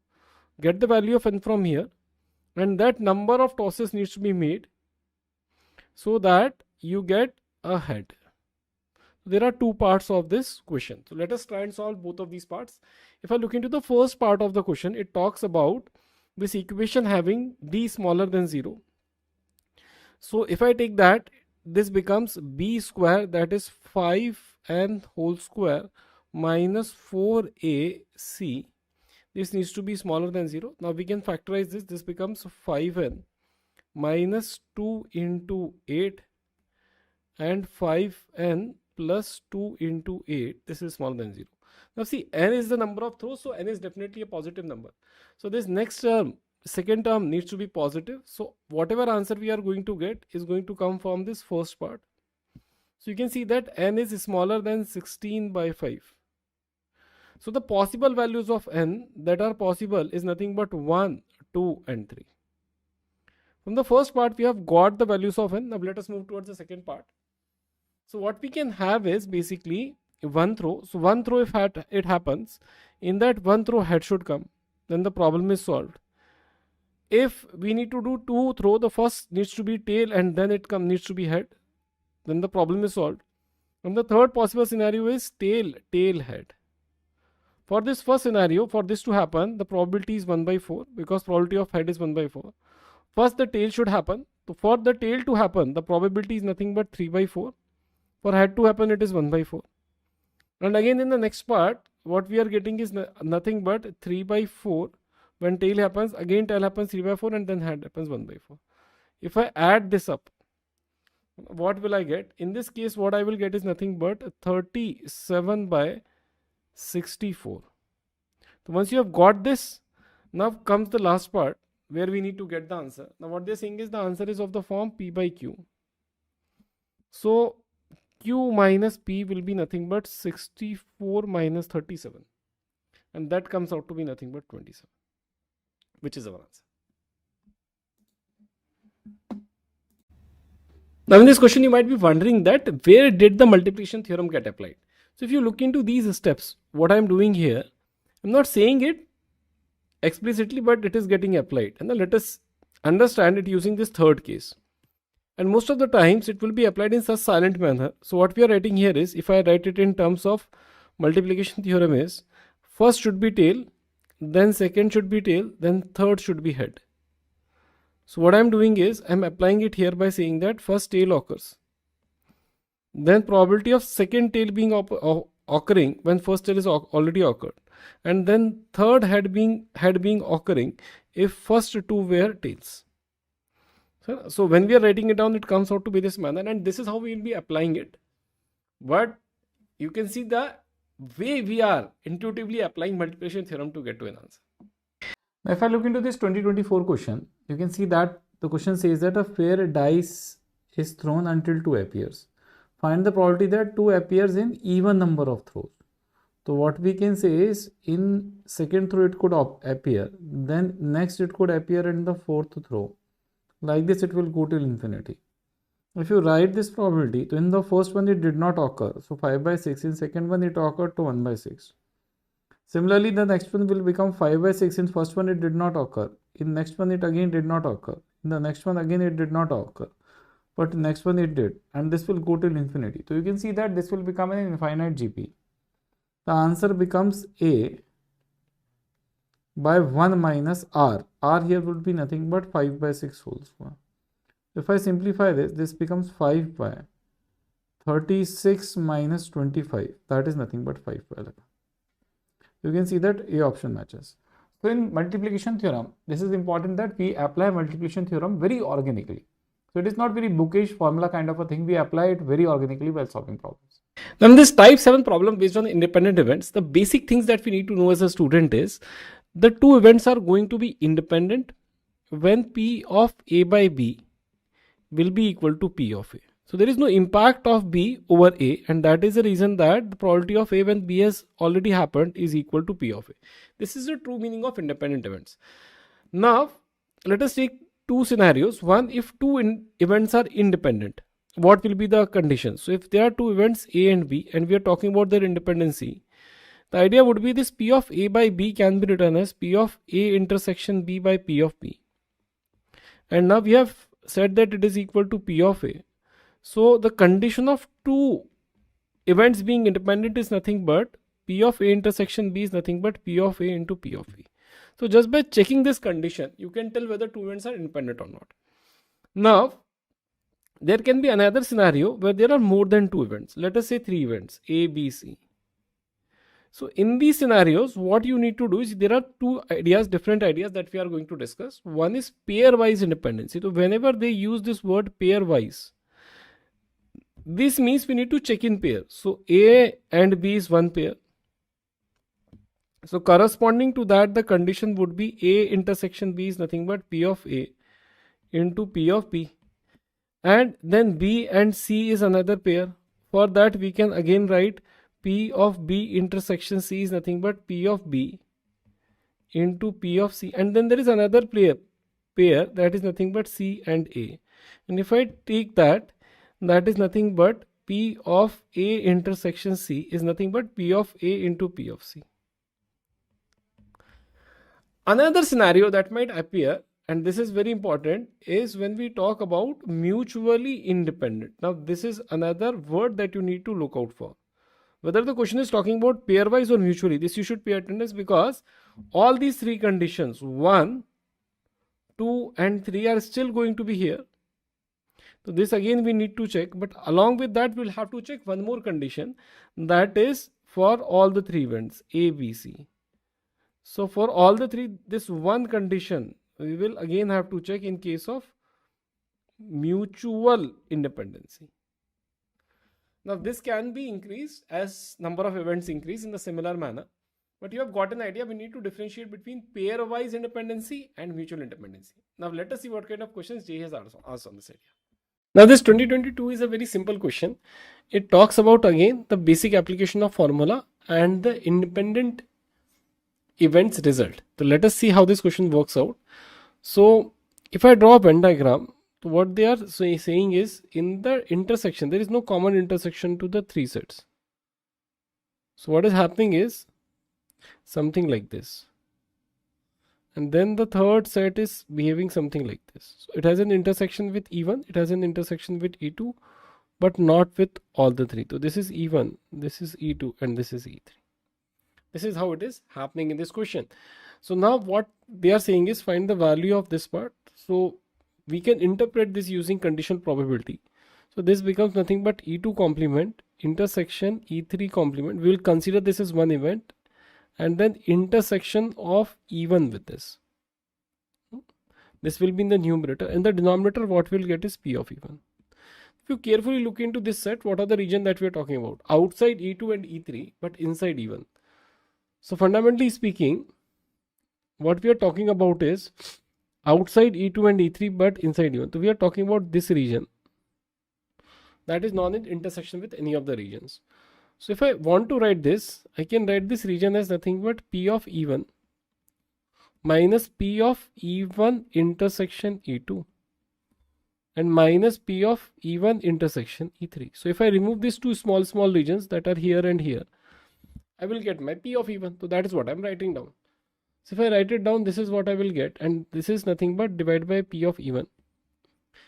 And now if I simplify this, what they have given is these are pairwise independent. That means this part, if I want to write down, can be written as P of E1 into P of E2. And the second part also, again, if I want to write down, since they are independent events, it will become P1 of P of E1 into P of E2. Now with this happens, and if I divide by P of E1, you can see that this P of E1 will get cancelled out, and we are getting a very simplistic relation, 1 minus P of E2 minus P of E3. If I combine the first and the third, it becomes P of not E3 or complement of E3 minus P of E2. And if you look into this, this is being reflected in option D, hence it becomes our answer. Now this very intuitive and simple question was asked in 2020. This question is based on the basic core concept of independent events. So what they are saying is, see, if A and B are independent, this first statement can be written as nothing but P of A. So what this option says is P of A is equal to 1 by 6. Now if you look into the question, what they have given is P of A is equal to 1 by 3, so this option cannot be correct. Now if I look into the second option, this will also become P of A, since A and B are independent. So A and B not happening is also independent. So this will also become P of A. This is given as 1 by 3. Now we can see that this is satisfying, so this becomes a correct option. If you want to check the next one, it will also become P of A, but this is given as 2 by 3, which is not correct based on the question. And if I look into the last one, it will also be P of A, and it is given as nothing but 5 by 6, which is also not true. So your option B becomes correct. Now this next question of JEE talks about a shooter firing n shots in such a manner that the probability of hitting each of the shot is independent of other shots. So whether first will hit or second will hit or third will hit are independent events. None of them depends on each other. The question says that if the probability of one shot getting hit is 1 by 3, then how many shot at least needs to be fired so that the total probability is greater than 5 by 6. So now what can happen is, let us say that the first shot was fired. So it can be a hit or a miss. Then the second is fired. It is a hit or a miss. Like this, n shots were fired. So we are talking about at least one of them should get hit. So you can see that now what can happen is none of them gets hit is one of the possible scenarios. One is hit, 2 is hit, and others are missed. Like this, n hits are possible. So these are the total cases that might be possible. So if I want to find the probability of these cases, it would be much simpler to just subtract the probability of this out of total probability. So total probability is nothing but 1. And if I subtract the probability that none of them is getting hit, so shot 1 is also missed, shot 2 is also missed, shot 3 is also missed. Like this, n shots are all missed. So this is what they are asking us to find, and they are saying that this needs to be greater than 5 by 6. This is what the statement is. Now if I want to simplify this, since S1, S2, S3, Sn are all independent events, their complements will also be independent. So I can write this as P of S1 not happening into P of S2 not happening till P of Sn not happening is greater than 5 by 6.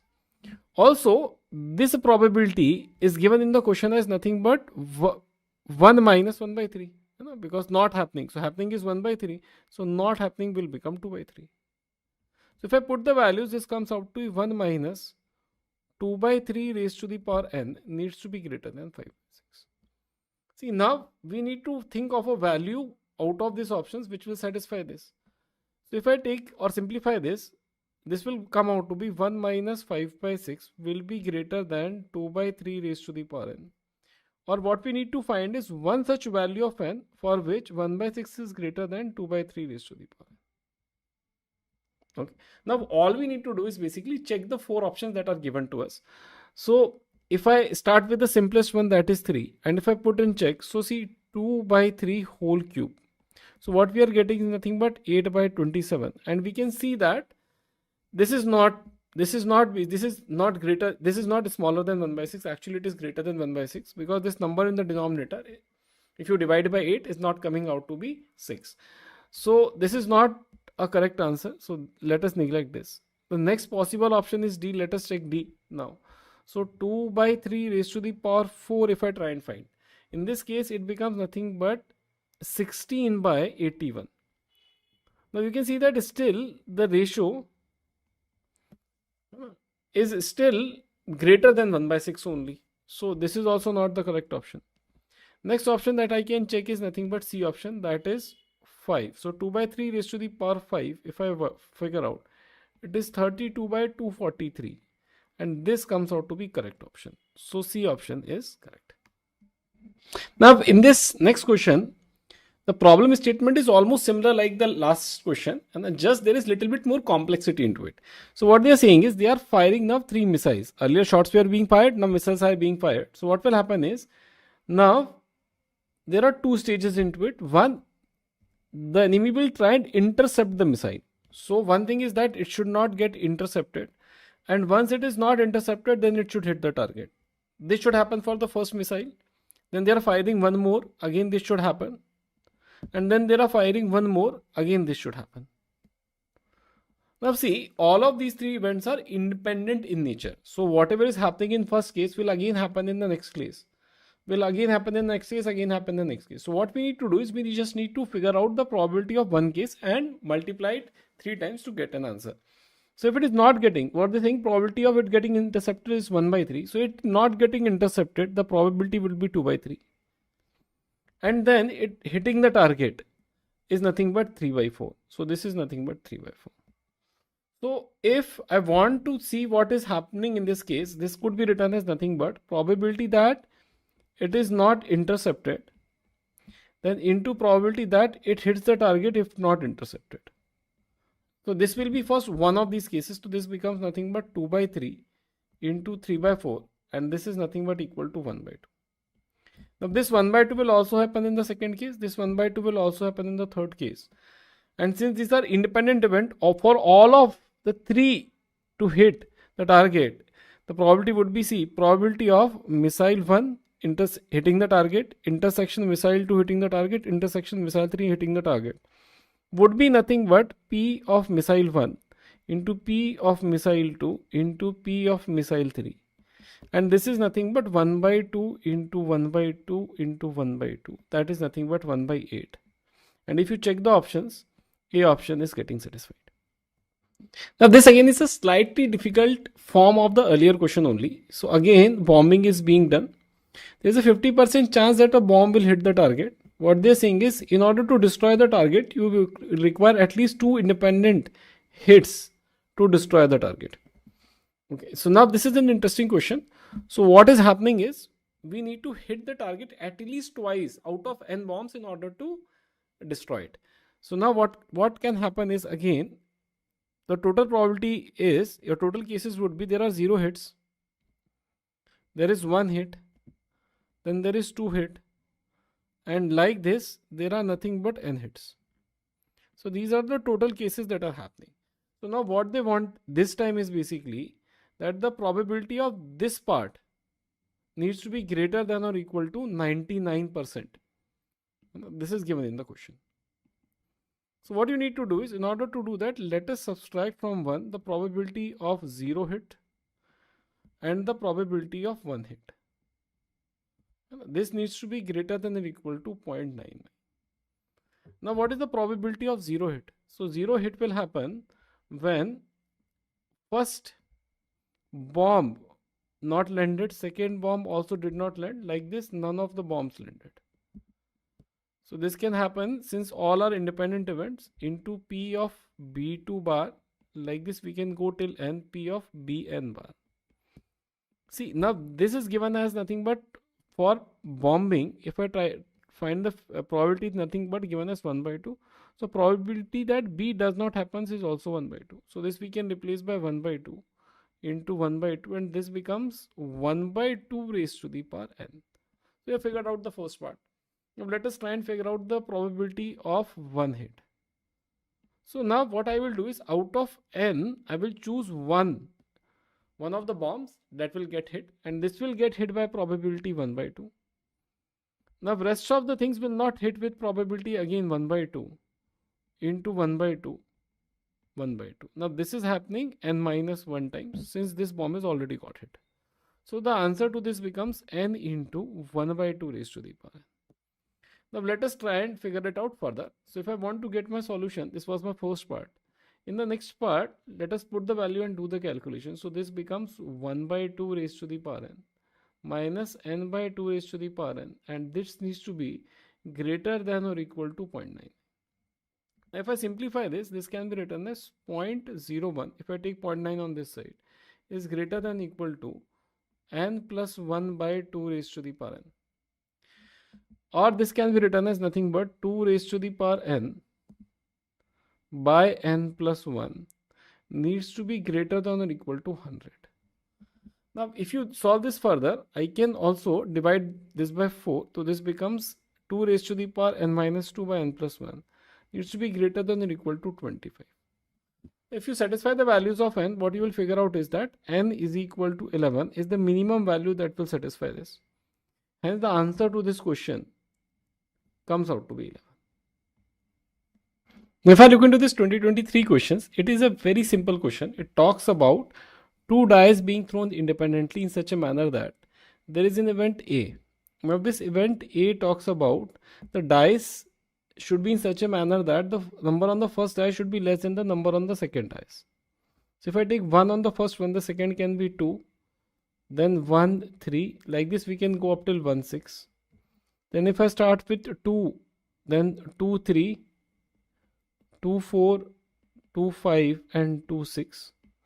And if I start with 3, then 3, 4, 3, 5 and 3, 6 and ultimately 4, 5, 4, 6 and 5, 6. So you can see that there are 5 plus 4 plus 3 plus 2 plus 1, total 15 elements in set A. Another thing, what they're telling us is nothing but there also needs to be an event B. If I take B, what they're saying is B is in such a manner that the die appearing on first die is even and the second one is odd.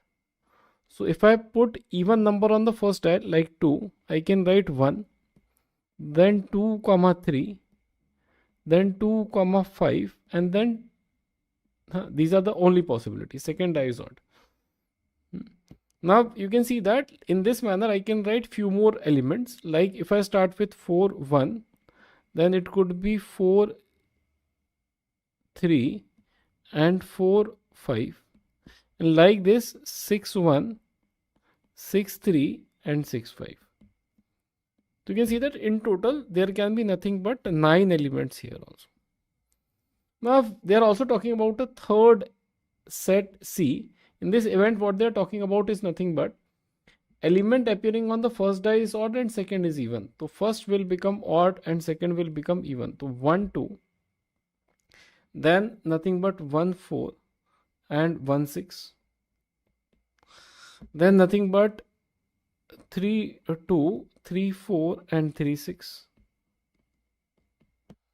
and then nothing but 5, 2, 5, 4 and 5, 6. This is what needs to be done.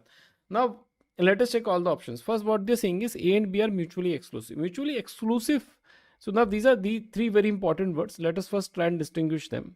So when somebody says two events are exclusive, mutually exclusive, this fundamentally means that number of elements in A intersection B is equal to 0, or more appropriately, we should write A intersection B is equal to null set. So automatically this would imply that number of elements in A intersection B will be equal to 0, and that will imply that probability of A intersection B is equal to 0. Wherein there is another term that we use is independent. So what does independent means is, in this case, there is no impact on A whether B is happening or not, and this translates into P of A intersection B will be equal to P of A into P of B. Got it? So these are the two things that we need to check. So if we talk about exclusivity of A and B, then A and B should have no element common, but we can clearly see that there are many events, like there are many elements, like 2, 3 we can clearly see here is nothing but a common element. So you can definitely say that your first option is not coming out to be true. If I look toward the next option, that is number of favorable cases of the event ABC is 5, 6, 6, 15, 6, 6. So this is 15, this is 9, this is 9. So this option also becomes wrong. B and C are independent. Now B and C, if you take, you can see that there is no common element. So here B intersection C is coming out to be null set. So again, this option is not correct. But if you check the D option, if I take A union B intersection C, and if I use the property of set theory, distribution of intersection or union, it can be written as A intersection C minus, A intersection B union B intersection C. Now B intersection C is nothing but null set. So this will become null set. So it is nothing but A intersection C. So if I check between A and C, let us see what are the elements that are common. So if I look into this, 1, 2, 1, 4, 1, 6 would be common. And then 3, 4 would be common, 3, 6 would be common, and then ultimately 5. So there are 6 elements that we can clearly see are common. So this becomes a correct option. Now in this next question, what they are saying is there are 6 balls of different color. And in the first scenario, and this is the scenario 1, in this scenario 1, what they are doing is they are taking 2 balls are drawn succession with replacement. See, whenever while choosing a ball replacement happens, these events will become independent in nature. So what is happening is when you are choosing the first ball, the probability of choosing the second ball is not changing. So now what they're asking is what is the probability that both the balls are of same color, and this probability is given as P. So what will be the value of P? So what you can do is basically you can choose one of the colors, and the probability of that color coming is 1 by 6, and again it is same color coming is 1 by 6. So this is nothing but the probability of first event that is given to us. Now let us take the second scenario. In second scenario, what they are saying is 4 balls are chosen in succession with replacement. Again, when they say with replacement, it is independent event. Probability that exactly 3 balls are of same color. So now what you can do is, for finding this probability Q, what we can do is out of 6 colors we can choose 1 color. Let us say that the first ball also came out to be same color, second also same, third also same, and now the last ball not coming of the same color would be nothing but 5 by 6. Now see, this is one scenario. Now it could have also happened that this same color ball, so this is the scenario, same and not same happened. So now this can also be further arranged in 4 different ways. So this not same can come at first place, this not same can come at second place, and this not same can come at third place as well. So there are 4 cases of similar type, so we can multiply by 4 and get the answer. So if you divide now P by Q, what they are saying, the answer is nothing but M is to N. And if we do so, let us see what is the value of M and N we are getting. So 6C1 into 1 by 6 square divided by 6C1 into 1 by 6 raised to the power 4 into 5 into 4. So you can see that this 6C1 will get cancelled out. This will also get cancelled out. 6 square will remain. And this will become nothing but this 4, if I cancel it out, this will become nothing but 9. So what we are getting is 9 by 5. So the final question is nothing but what is the value of M plus N. So that comes out to be nothing 9 plus 5. That is nothing but 40. So 14 becomes answer to this question. Now type 8 problem is nothing but total probability theorem. So let us first try to understand this theorem using a very simple example, and then let us jump on to the question that JEE has asked on this idea. So let us say there is a doctor, and this doctor has to reach to a patient to treat him, and he becomes late. Now there are different ways he can become late. One, he takes a taxi, and because of the traffic jam he becomes late. Then what he did was he took his bike or motorcycle and he became late, or he thought that day that I should walk, and hence he reached late. Now the probability of taking a taxi, let us say, is nothing but 1 by 2.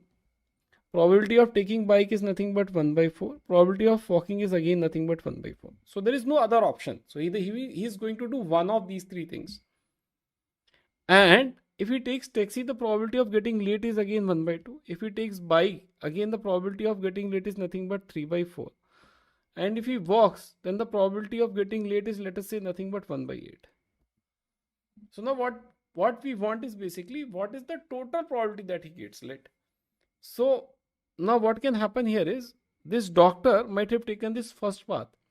So corresponding to that, the probability that we are getting is nothing but 1 by 2 into 1 by 2. So this becomes nothing but 1 by 4. If we take this next path, this probability comes out to be nothing but 1 by 4 into 3 by 4. And this becomes nothing but 3 by 16. And the third path, if he takes, it will become nothing but 1 by 4 into 1 by 8. So it becomes nothing but 1 by 32. So these are the possible scenarios. So what will be the answer? So if I add all of them, I will get my total probability. And this comes out to be nothing but 1 by 4 plus 3 by 16 plus 1 by 32. Now doing this problem in this way is known as total probability theorem. Now I will write the formula of this whole thing. So what we are saying is, if I theorize it in the form of mathematical statements and set theory, what I can write is basically, let us say that this is the event of getting late. So you can see that your sample space is divided into three events. The first event is nothing but when he takes a taxi. The second is nothing but when he takes a bike. And the third is nothing but when he thinks of walking. So there is nothing else that is happening. That is the reason in all Bayes theorem question and total probability question, this probability is always summing up to 1. So this is what this shows us. So now once you observe that, this is one of a good observation that you should have, and this will also tell you whether you are missing on to one of the possible ways of solving a question or not. So this is what has already happened. Now once this has happened, you can see that late can happen if he takes these three scenarios. So either if this happens, so if you look into this part of being late, it is nothing but the intersection of taxi and late. Also what can happen is this second part. If you look into the second part, this is nothing but intersection of bike and late. Or what can happen is this third part, and if you look into this third path, it is nothing but probability of walk intersection late. Now if I apply my multiplication theorem here, this can be written as probability of taxi into probability of late when taxi has already occurred. This can also be written as probability of bike into probability of late when bike has already occurred. And the last one, we can write it as nothing but probability of walking and probability of late when he has walked his way. So this is what is happening. So this probability of late can be written as nothing but a summation of all of these events into probability of being late when this event EI has already occurred. I is equal to 1 to 1. So this is the general formula. So this is what the mathematical expression is, but most of the time you are going to use this process. So what is this process? In this process, what you are doing in the first step is you are drawing a tree diagram like I drew. And in the step 2, you are writing probabilities across all branches.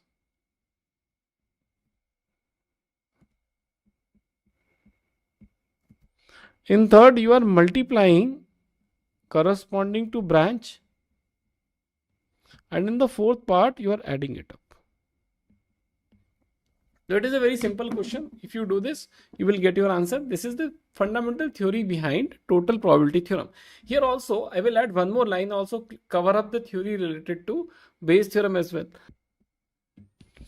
Now, in the case of Bayes theorem, what we are finding is basically probability that he took a bike, and we are already telling that he got late. So you can see that the earlier probability that we are writing here, this has got reversed. So earlier we were saying that he took a bike and then he got late. Now we have reversed the probability, hence it is also known as reverse probability. Since we are thinking about reasons of him getting late, hence it is also known as causal probability. Now how to find this? In order to find this, what we are going to do is, we are going to again apply condition probability and write this is nothing but bike intersection late divided by probability of late. So if I want to write it down, this will become, the numerator can be written down from again multiplication theorem as probability of bike into late by bike divided by probability of late. Now this is very simple to calculate because this denominator we can get from total probability theorem. This answer we already got. So this I can write it down here as 1 by 4 plus 3 by 16 plus 1 by 32. This we can write it down, and the numerator part is nothing but this middle statement only, whatever we are writing it here. So this becomes 3 by 16. Now if I want to mathematically write it down, how it can be written is nothing but P of any event EI when the total event has already occurred can be written as nothing but P of EI into P of T by EI divided by total probability. This can also be written in one more statement mathematically like this, as summation of P of EI into P of T by EI. See, but most of the times this is very irrelevant to know. What you can do is basically very simply, if you have to find the causal probability of this part, just take this probability and divide by total probability. If you want to find it for this second, let us say for walking, then we will take this part and divide by total probability. And if we want to find it for taxi, what we are going to do is we are going to take this part and divide by total probability. So Bayes theorem is extremely simple. Steps are almost same as total probability theorem, just the formula will change towards that. Now in this next question, first step should be to draw a tree diagram, because in total probability questions and Bayes theorem questions, tree diagram is very essential. Now if I start from here, so if I am tossing a coin, either head will come or a tail will come. That is what the question is saying, and since the coin is unbiased, the probability of both happening is 1 by 2, 1 by 2. Now if the first thing happens, if head is the outcome, then they are rolling a pair of unbiased dice. So if you roll a pair of unbiased dice and note down the sum, we have done this multiple times, the sum can be from 2 and then 3, 4, 5 till 12, when 6 plus 6 will happen. If tail comes, what we are doing is out of this 1, 2, 3, 4, 6, 7, 8, 9 numbered cards, they are picking a card. So again you can see that 1 can come as outcome, 2 and up till 9 can come in outcome. What they are asking is what is the probability that we get either 7 or 8. So what we are saying is we can get 7 or 8 from the first case or from the second case. So if I want to write it down, how this will work out in terms of theory, and then I will tell you how it practically works out. So in terms of theory, what we can say is if head comes, then probability of 7 union 8 when head has already occurred, plus probability that tail comes and probability of 7 union 8 when tail comes. This is what we are trying to figure out. What does that mean in very simple terms is, now what we want is 7 or 8. So how many ways can it happen? So from the first path, if I take, so 1 by 2 can come. Then head has come. Now here 7, if you want to get 7 can come when from the first dice it is 1, second there is 6, and like this we go till 6, 1. So there are 6 cases corresponding to that. So this can come in 6 by 36 cases. And if I am worrying about 8, what will happen in the case of 8? That let us also check that out. So now we'll have to start with 2, 6, and it will go till 6, 2. So you can see that there are 5 cases corresponding to this. So second will happen in 5 by 36 cases. So the first part, that is this part that we are writing it here, this we have calculated, it has come out to be this. That is nothing but, if I simplify, it adds up to nothing but 11 by 72. If I do the second part, I will have to add that up. That second part will happen when this 1 by 2 happens. Now the tail has come. And 7 and 8 has to come. There are only 2 ways to do out of 9. So answer corresponding to this becomes 1 by 9. Now our final answer will be the total probability or sum of both the cases, to 11 by 72 plus 1 by 9. And if I do so, it comes out to be nothing but 19 by 72. And that is nothing but option C. So it is a very simple question based on total probability theorem. Only thing that you need to do is draw the tree diagram correctly. Otherwise, you might get it wrong. Now in this 2019 question, the question talks about a scenario wherein in a pot, what we have been given is nothing but 5 red and 2 green balls. Now there are 2 scenarios they are talking about. First is they pick up a green ball. But if they do, what will happen is, then they will have to put a red ball in the pot. So the composition of the pot changes to 1 red ball has been added, and you can see that 1 green ball got reduced. Another scenario that they are talking about is when they are choosing a red ball. Now in this scenario, what will happen is your red ball will reduce by 1 and they are going to add 1 more green ball into it.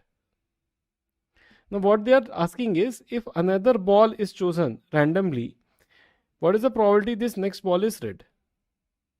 You can see that it is clearly a question of total probability theorem. So what we are going to do in the first step, and we have already done it, we have drawn a tree diagram. Once you have drawn a tree diagram, let us try and solve it. So if you look into the first path, this will happen when you can choose 1 green ball. So this can be done in 2:7 cases. The second case, if you want to choose a red ball, it can be done in 5 by 7 cases. Now if this happens based on the new composition of this pot, now if you want to choose a red ball, the probability is nothing but 6 by 7. And if you do it from the second case, there are 4 red balls, so it is nothing but 4 by 7. So if I want to find the total probability, and if I apply the formula, my answer is going to be nothing but 2 by 7 into 6 by 7, the answer corresponding to first path, and then 5 by 7 into 4 by 7, that is answer corresponding to second path. And if you simplify it, you can see that this is 12 by 49, and the second part is nothing but 20 by 49, and if I add it up, it comes out to be 32 by 49. And if I look at my option, this matches option D. So very straightforward question based on total probability theorem. Now type 9 problem is nothing but Bayes theorem. Let us see what kind of problem JEE has asked on this concept. Now this 2023 question is a direct question based on formula. What they're saying is there are 3 machines, A, B and C, and all of them manufactures certain percentage of defective bolts. So A will produce 20%, so the probability of this happening is 0.2. The probability of B happening is nothing but 0.3, and probability that a bolt get manufactured by machine C is nothing but 0.5. This is given to us in this statement. What they're saying is A produces nothing but 3%, so that is nothing but 0.03% defective. B produces nothing but 0.04 defective, and C, if your C machine is producing a bolt, the probability of it getting defective is nothing but 0.02. Now what they're saying is the defective bolt has been already found. What is the probability that it came from machine C? So C when D has already occurred. Now, this is what they want us to answer. So now this is the directly formula based question, and more than formula I have shown you how to apply this tree diagram directly. So because we have already made this tree diagram, the probability corresponding to first path would be nothing but 0.2 into 3, so this becomes 0.006. That corresponding to next path would be nothing but 0.012, and that corresponding to next path would be nothing but 0.010.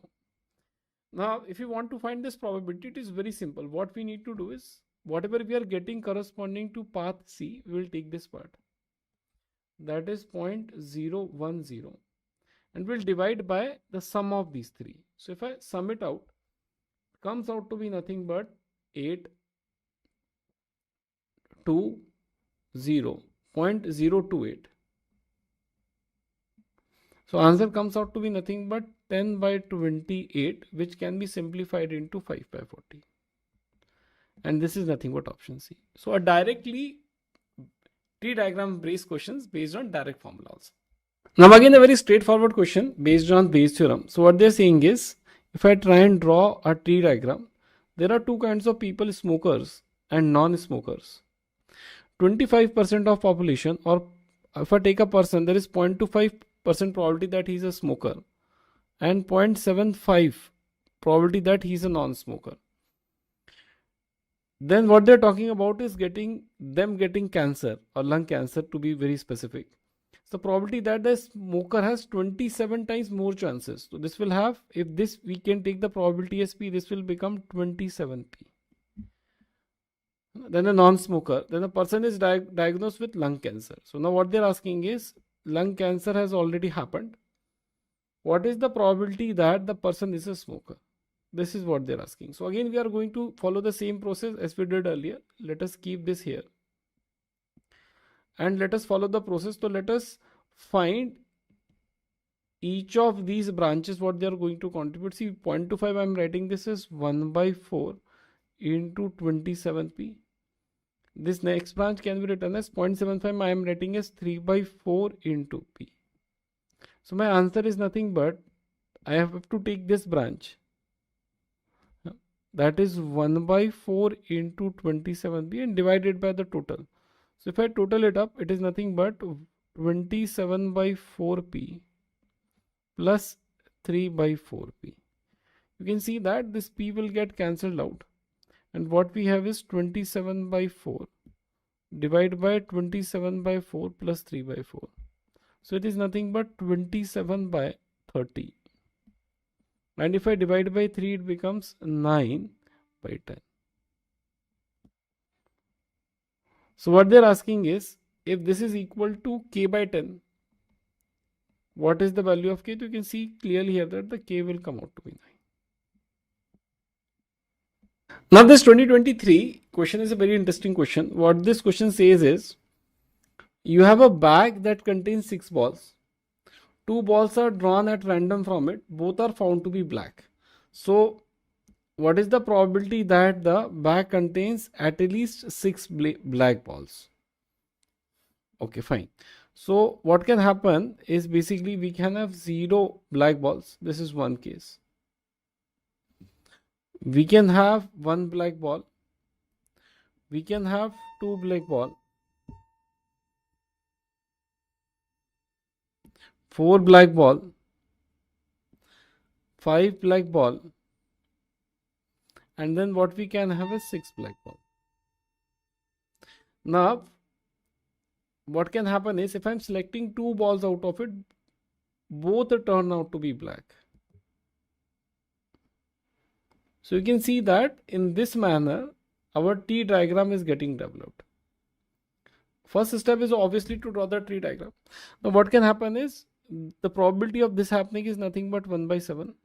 This happening is also 1 by 7. And there are total 7 cases, and the same probability of 1 by 7 will come for all of those 7 cases. Got it? Now the probability of this happening for the first case is 0. The probability of this happening for the second case is also 0. For the next case, it is going to become nothing but 2c2 by 6c2. For the next case, it will become 3c2 by 6c2. So on and so forth till the end. So what they're asking is basically probability that at least 5 black balls. So see, at least 5 black balls would mean these two cases. So this is the question based on Bayes theorem. But they have combined both of these cases probability.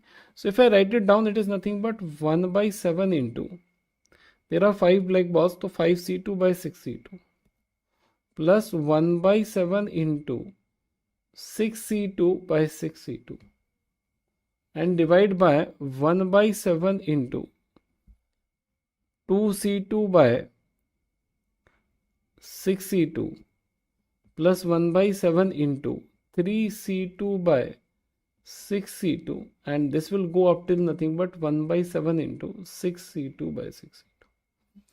Once we simplify this, this comes out to be nothing but equal to 5 by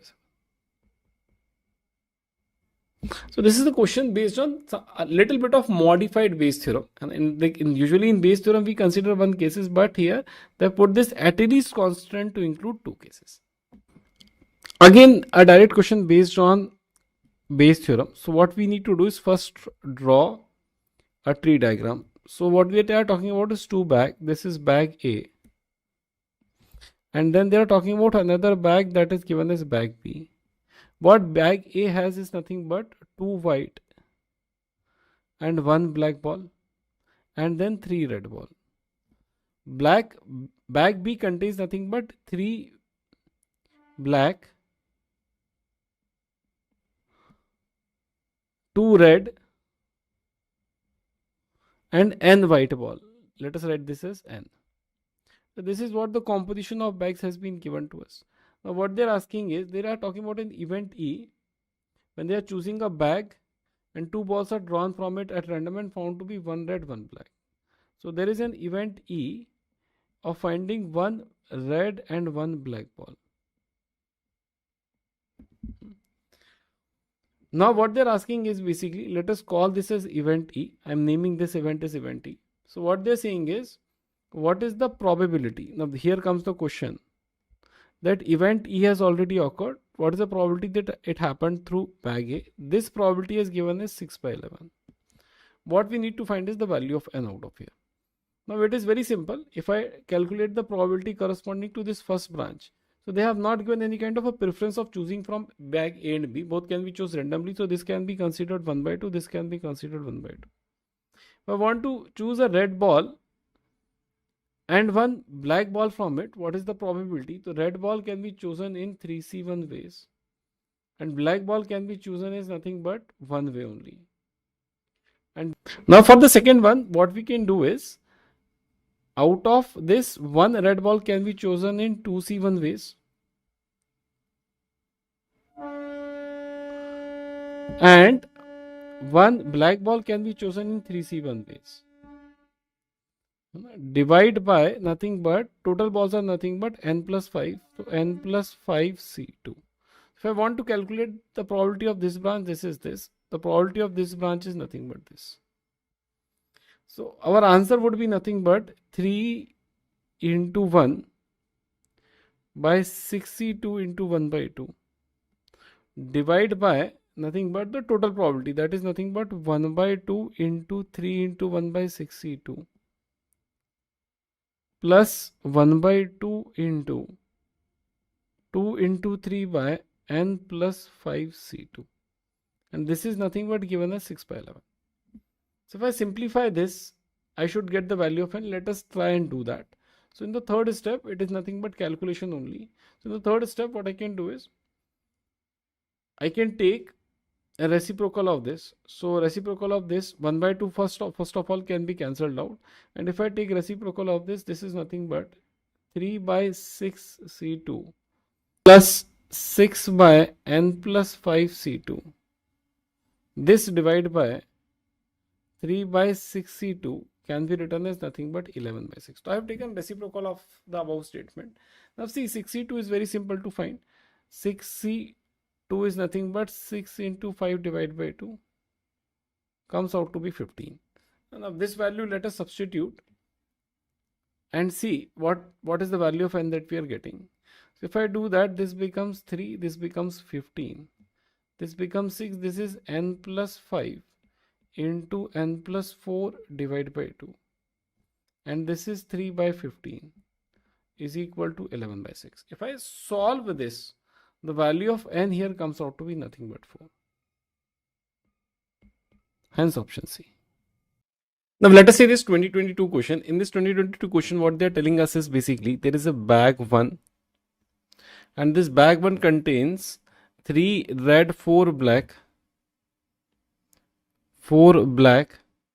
and 3 white balls. So there are in total 10 balls in this bag. Now what they are doing is, from this they are choosing one ball and transferring to bag 2. Now bag 2 already has, it is given that 2 red, 5 black and 2 white balls. So there are in total 9 balls in this bag. This is already given to us. Now if I take one ball from here and put it here, let us say that that ball is red, then what will happen is the composition of this bag will change, and this bag will now contain 3 red balls. Now if I take a ball that is black from here and put into this bag, again the composition will change. This will be 2 red, 6 black and 2 white. Now if I take a ball from this bag that is white in color and put it in this box, again the composition will change. It will be 2 red, 5 black and 3 white. Now what they are saying is, after doing this job, a ball is drawn from bag 2. The ball drawn is found to be black. So after this there is one more process further. We are choosing one black ball from here and from all the 3 bags. So you can see that in the process we have also developed our tree diagram. So if I write all the probabilities corresponding to this, a red ball, the chances of choosing a red ball from this is nothing but 3 by 10. Of that of choosing black ball is nothing but 4 by 10, and white is again 3 by 10. The probability corresponding to this first part would be, now from here if I choose a black ball, it is nothing but 5 by 10. Here it would be 6 by 10, and here it would be nothing but 5 by 10. Now here that the thing that you need to notice is the probability that we are doing in order to apply Bayes theorem here should add up to 1. It is not essential that in this part it becomes 1. This is not essential, but the first part, it is essential to be 1. Only then you are applying it correctly. Now let us, what they are asking is basically, what is the causal probability that this first branch happens, this branch happens, this causal probability we want to calculate. So now the task is very simple. Let us find all the probabilities corresponding to each of the branches. So this branch would be nothing but 3 by 10 into 5 by 10. For this branch it would be nothing but 4 by 10 into 6 by 10, and corresponding to this branch it would be nothing but 3 by 10 into 5 by 10.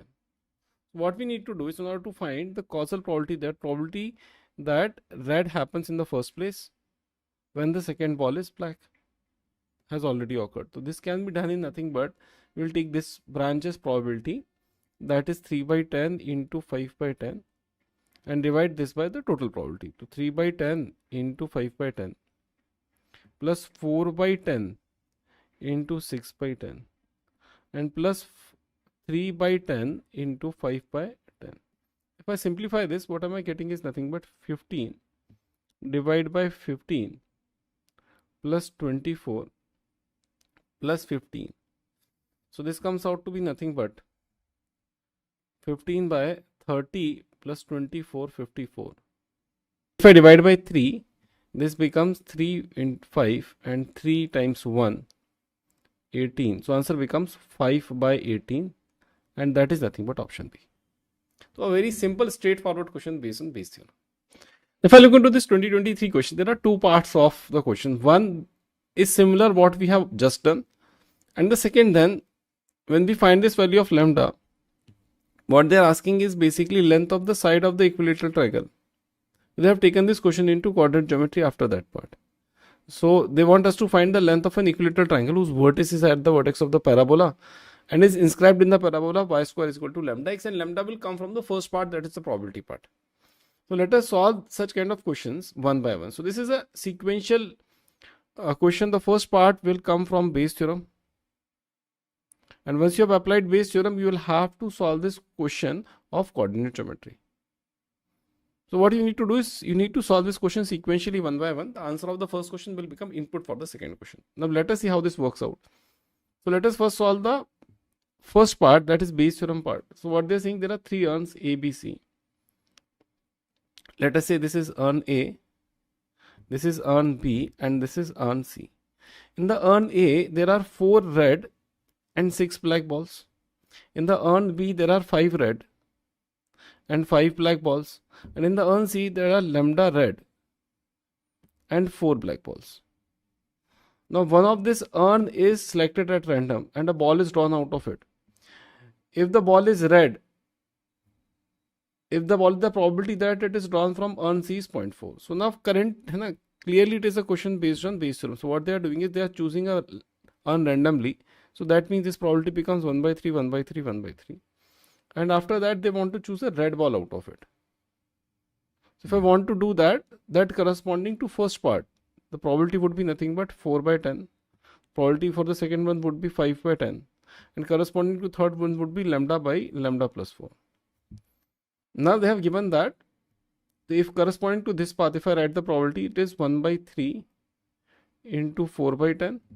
Corresponding to this path, it is 1 by 3 into 5 by 10. And corresponding to this last path, it is nothing but 1 by 3 into lambda by lambda plus 4. If I want to find the causal probability corresponding to this path, we have done this multiple times now. What I need to do is I need to keep this in the numerator. So 1 by 3 into lambda by lambda plus 4, this will be in the numerator, and the denominator we need to write the total probability. So 1 by 3 into lambda by lambda plus 4 plus 1 by 3 into 4 by 10 plus 1 by 3 into 5 by 10. So this is causal probability of the third path. So this is given as 0.4. So if I solve this out, you can see that this 1 by 3, 1 by 3, 1 by 3, 1 by 3 will get cancelled out.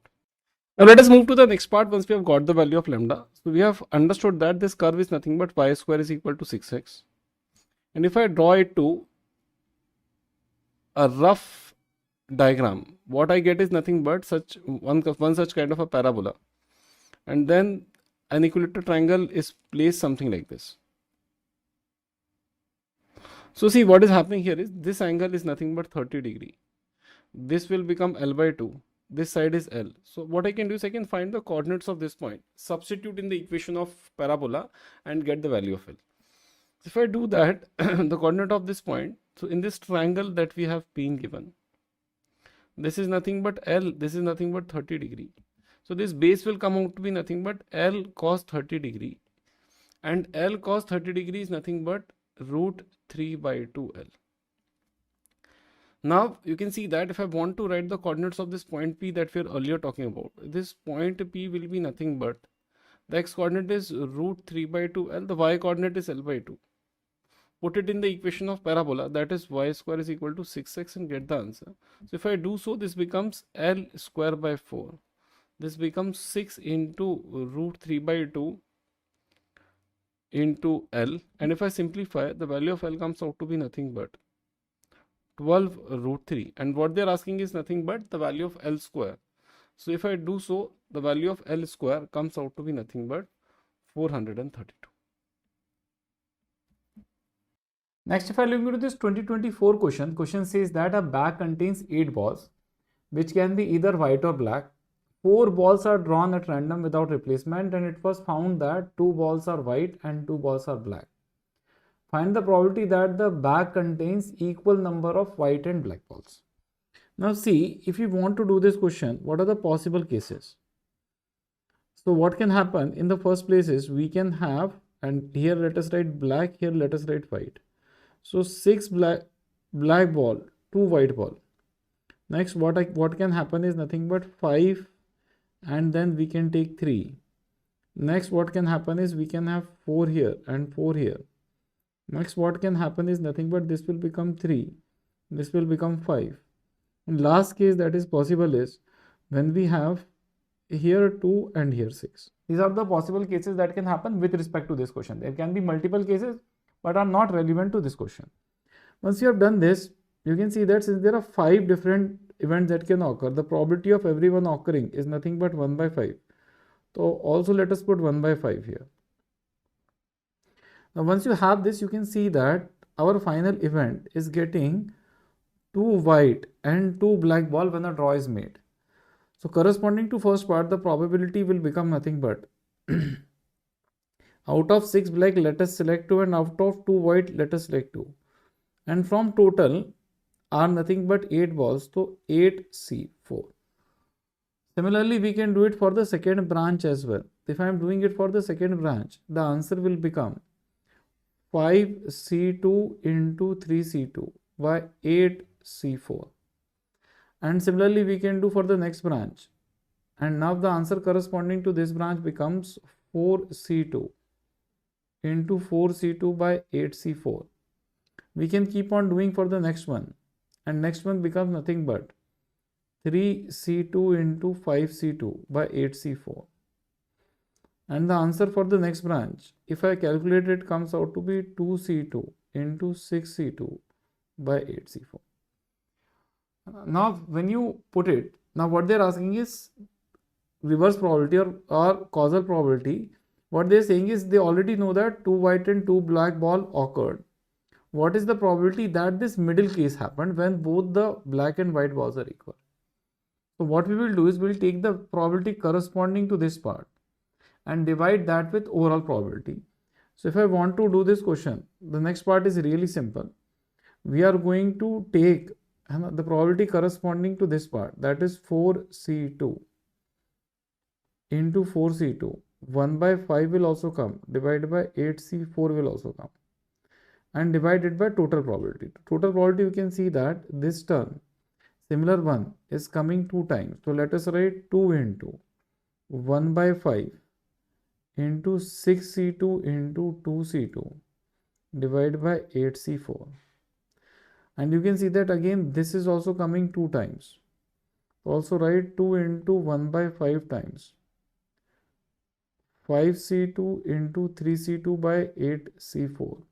And then let us write the 1 in the middle, that is 4C2 into 4C2 by 8C4 into 1 by 5. Now I have already done this calculation. When you simplify this, and this 1 by 5 will cancel out, 8C4 will cancel out. So let me highlight the portions that will get cancelled out. So this 1 by 5, 1 by 5, 1 by 5, 1 by 5 will get cancelled out.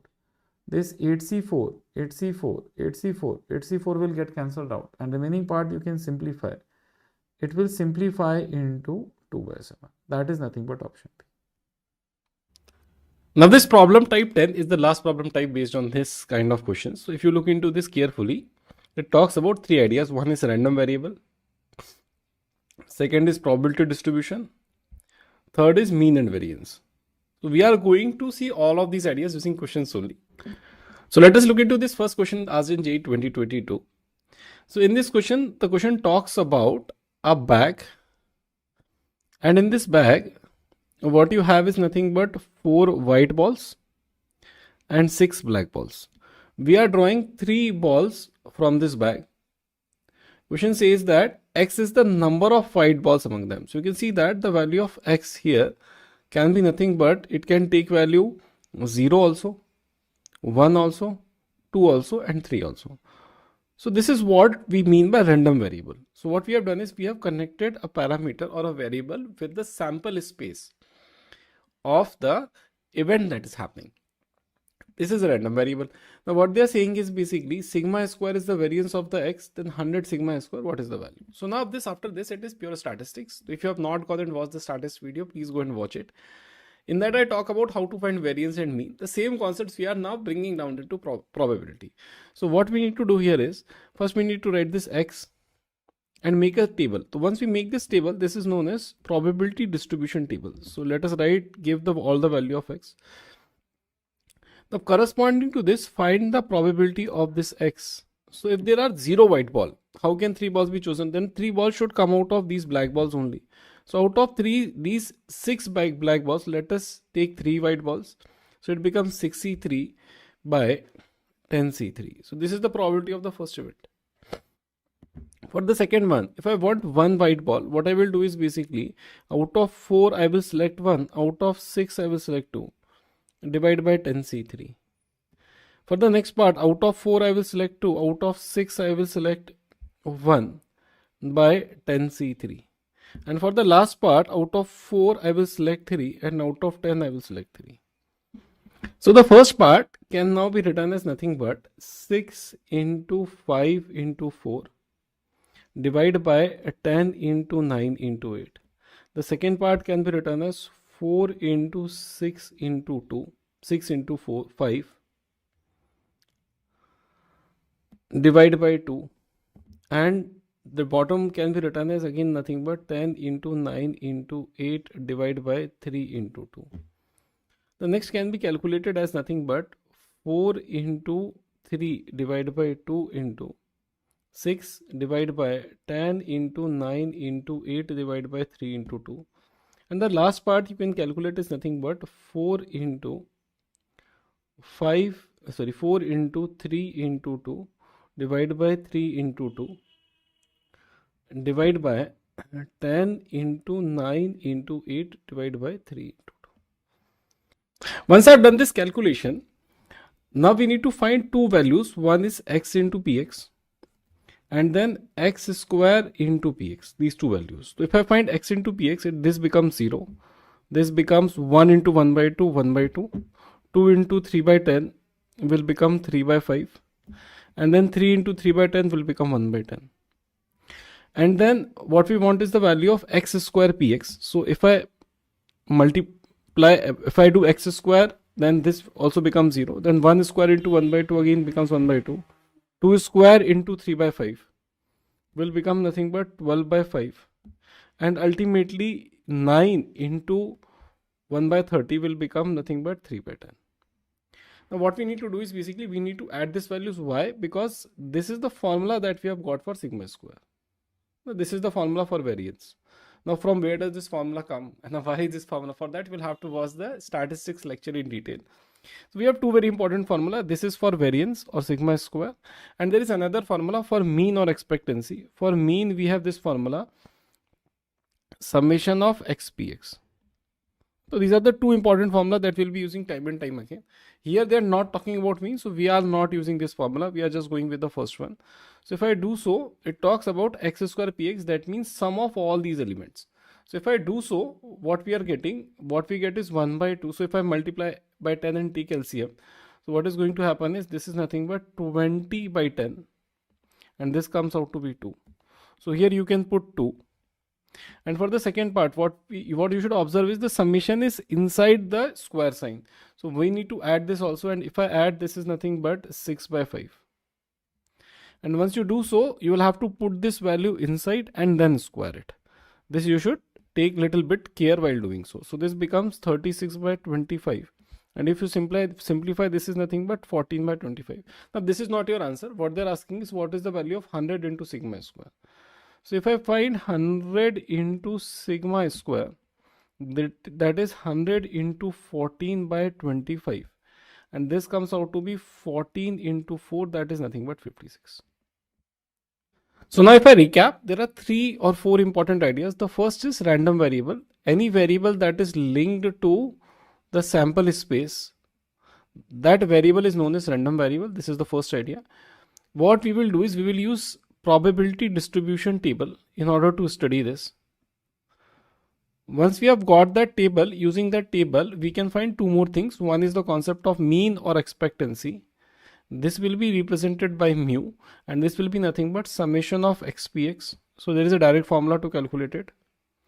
And there would be a fourth quantity that we need to find, that is variance. This is nothing but sigma square, and this would be nothing but summation of x square px minus summation of x px whole square. So here, since this is also mu, this formula can be rewritten as x square px minus mu square. This is also fine. So these 4 things, if you know, such kind of questions can be easily done. Now this 2019 question, they want us to calculate expectancy, but in a slightly different manner. They have already given us the value of x. The value of x is nothing but 6 is one of the values, 12 is one of the values, and 15. So these are nothing but the money he is winning or losing while playing or throwing two fair dices. So this is given to us. Now if he wins rupees 15 for a doublet, so 15 will come corresponding to a doublet. 12 when the throw results into a sum of 9. And he loses 6. This means this is minus 6. When the outcome of throw is anything else. Other, I will write. So this is the random variable they have given to us in order to study. And what they want is nothing but mu of this random variable. Let us see how does the probability distribution table looks like. If I write x here, so the values can be minus 6, 12, 15.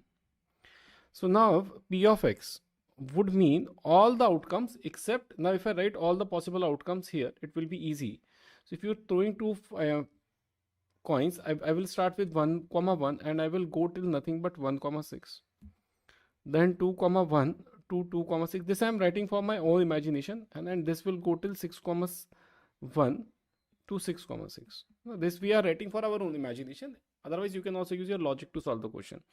Now see, it is easy to calculate when we are going to get 9. What are those cases? So 9 you can get once you have 3, 6. 9, and we are writing it for 9. So these are the possible scenarios. Then it will become 4, 5. Then it will become 5, 4. And this will become 6, 3. So in these 4 cases, this will happen in 4 by 36. This becomes the probability of this event 12. For this 15, doublet needs to come. So doublet can come 1, 1, 2, 2, 3, 3, 4, 4, 5, 5, 6, 6. And this will happen in 6 by 36 ways. And apart from these 10 cases, whatever are there, the rest 26 cases minus 6 he is getting. Now what we need to do is we need to find x px. And if I do so, what I'm getting is minus 6 into 26 by 36. 12 into 4 by 36. And 15 into 6 by 36. What I want is nothing but sum of these quantities, because mu, as we already know, is nothing but summation of x px. So it is a very simple, straightforward question if you get it right, if you understand it correctly. So what happens in the numerator? It is minus 6 into 26 plus 12 into 4 plus 15 into 6. And in denominator, what we have got is nothing but 36. Now this numerator will simplify into minus 18 by 36. So what you are getting is nothing but minus 0.5. So what is happening? The expectancy should be nothing but half, and that too also with a negative sign. So minus half, or half loss of 0.5 rupees. One additional thing you should understand here is when we mean expectancy, what is happening is if he's playing this bet, what we should accept at the end of the day? What will be the total margin or what will be the total loss? So what can be the most expected outcome of that experiment, and that we are trying to study. So you should also understand this meaning of expectancy, because this will also give you an edge while solving questions. Now this 2020 question combines the idea of Kolmorov's identities and probability distribution table. So what we are doing in this question is, what Kolmorov says is basically, if you add all the probabilities, and if you add all the probabilities, it should add up to 1. So if you are adding k square plus 2k plus k plus 2k plus 5k square, the sum should come out to be 1. And if I do so, what I'm getting is 6k square plus 5k minus 1 is equal to 0. So if I solve from here, I will be able to get a value of k. It comes out to be minus 5 plus minus root of b square minus 4ac by 2a. So what you are getting from here is nothing but minus 5 plus minus 7 by 2 into 6. So if I take my plus sign, because obviously it cannot be negative, if I take my plus sign, this becomes 2 by 2 into 6 comes out to be 1 by 6. So this is the value of k that we are getting. This is the first part of the question. Now the second part of the question, they are asking all such probabilities for which x is greater than 2. So that means probability corresponding to 3, 4 and 5. In the second part, if we calculate x greater than 2, it is nothing but sum of probabilities of 3 plus probability of 4 plus probability of 5. And this again is nothing but k plus 2k plus 5k square. This can in turn be written as nothing but 3k plus 5k square. And if we simplify this by putting 1 by 6, I should get my answer. So this is 1 by 6. This is 5 by 36. And if you take LCM, this will become also 36. This will become 18 plus 5. 18 plus 5 is nothing but 23 by 36. And that is nothing but option A. Now again, similar kind of question was asked in 2022. In this question also, you will have to do it in 2 steps. You will have to find the summation of px and equate it to 1. So if I do so, what I'm getting is 1 minus d by 4 plus 1 plus 2d by 4 plus 1 minus 4d by 4 plus 1 plus 3d by 4 is equal to 1. And if I do so, numerator we can add up. So this is d, this is 2d, it will become 1d. So negative part if you add it is 5, positive part is also 5, and it is becoming 1. So there is no issue with whatsoever with this part. It is automatically getting satisfied. And from here we will get no value of d. Only thing is basically we'll have to apply other identities of Kolmogorov that says that all of them needs to be between 0 and 1. That is also one of all the probabilities of the outcome. So first condition will come when we write 1 minus d by 4 lies between 0 and 1. And like this we will have 4 different conditions for 4 different outcomes. So 1 plus 2d by 4 should lie between 0 and 1. And 1 minus 4d by 4. 1 minus 4d by 4 should again be between 0 and 1.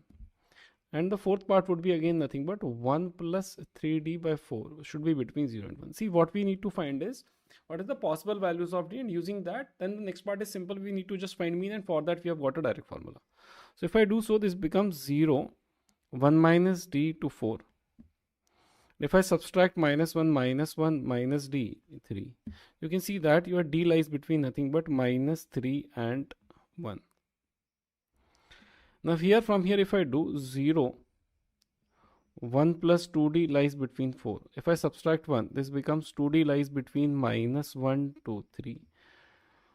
Or d lies between minus 1 by 2 to 3 by 2. For the last part, next part, it is 0, 1 minus 4d lies between 0 and 4.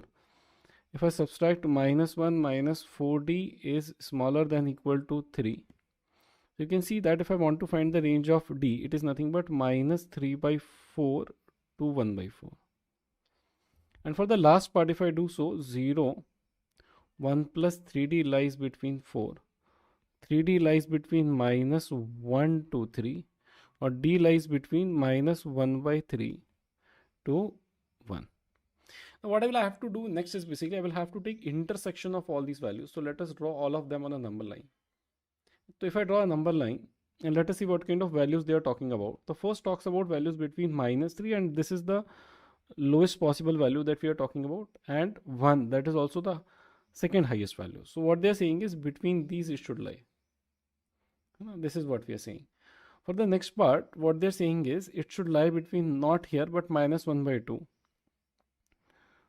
Somewhere here, minus 1 by 2 to 3 by 2. So 3 by 2 will be somewhere here. So they are talking about values lying between these two. The next part, if I talk about, what they're saying is it should lie between minus 3 by 4, that will be somewhere here, to nothing but 1 by 4, that is somewhere here. And the last part says that it needs to lie between somewhere between minus 1 by 3 to minus 1 by 3 would be somewhere here. To 1, and 1 is already given to us, so this value. If you see the intersection of all of these, what we are getting is only in this region all of them are present, so this can be the possible. So the possible value of d, if I consider all the conditions, should lie between minus 1 by 3 to 1 by 4. Now what they are saying in the question, now let us go back to the minimum value of d. So minimum value of d, when they say the d should come out to be nothing but minus 1 by 3. So this is the value that we need to consider. Now we have considered this value. So this probability distribution table will look slightly different. Let us draw that. So if I draw it, this will become 0, 1, 2 and 3. Corresponding to 0, if I put this value, it becomes 1 plus 1 by 3, 4 by 3, 4 by 3 by 4 is nothing but 1 by 3. In the second part, if I do 1 minus 2 by 3, it becomes 1 by 3. So this becomes 1 by 12. Next part is 1 plus 4 by 3. That is nothing but 7 by 3 or 7 by 12. And the last part becomes nothing but, if I put minus 1 by 3, this becomes nothing but 0. So what I need to find is nothing but x px corresponding to this. So if I multiply, this first part becomes 0. This becomes 1 by 12. And this becomes 14 by 12. And this becomes 0. Again, if I add them up,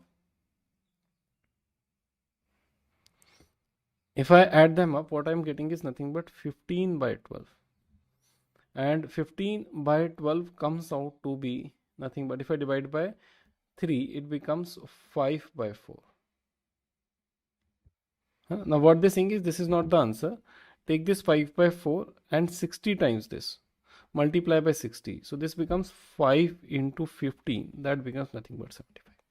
So 75 becomes our answer to this question.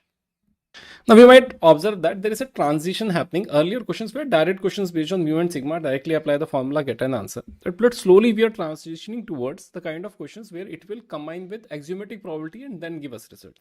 Like in this case, they are asking us a conditional probability in order to get to a result. So what we need to do is, let us figure out what they mean. So if I write this as A by B, then from conditional probability, the answer should be P of A intersection B by probability of B. Now, based on the value of A that they have given to us, that they are saying that x lies between 1 and 4. So the possible values of x that can happen is nothing but, and it could take values 2 and 3. These are the possible values that can happen. If I take B, what they're saying is x is smaller than or equal to 2. That means x can take values in this case which are nothing but 0, 1 and 2. So now the question becomes very simple. So if you apply your formula of P of A by B, what we have got in the numerator A intersection B. If I take intersection of both of these, the only intersection point is 2. So here I will have to write the probability of 2. In the denominator, it is probability of B. So here you will have to write P of 0 plus P of 1 plus P of 2. So if you just put it, you should get the answer. So P of 2 in this question is nothing but 4k. P of 0 is nothing but k. P of 1 is nothing but 2k. And P of 2 is nothing but 4k. So if you add it up, in the numerator it is 4k. In the denominator, that is 4 plus 2, 6 plus 1, 7. 7k. K will get cancelled out. Answer becomes 4 by 7. That is nothing but option A. So it is a very simple question if you understand it correctly.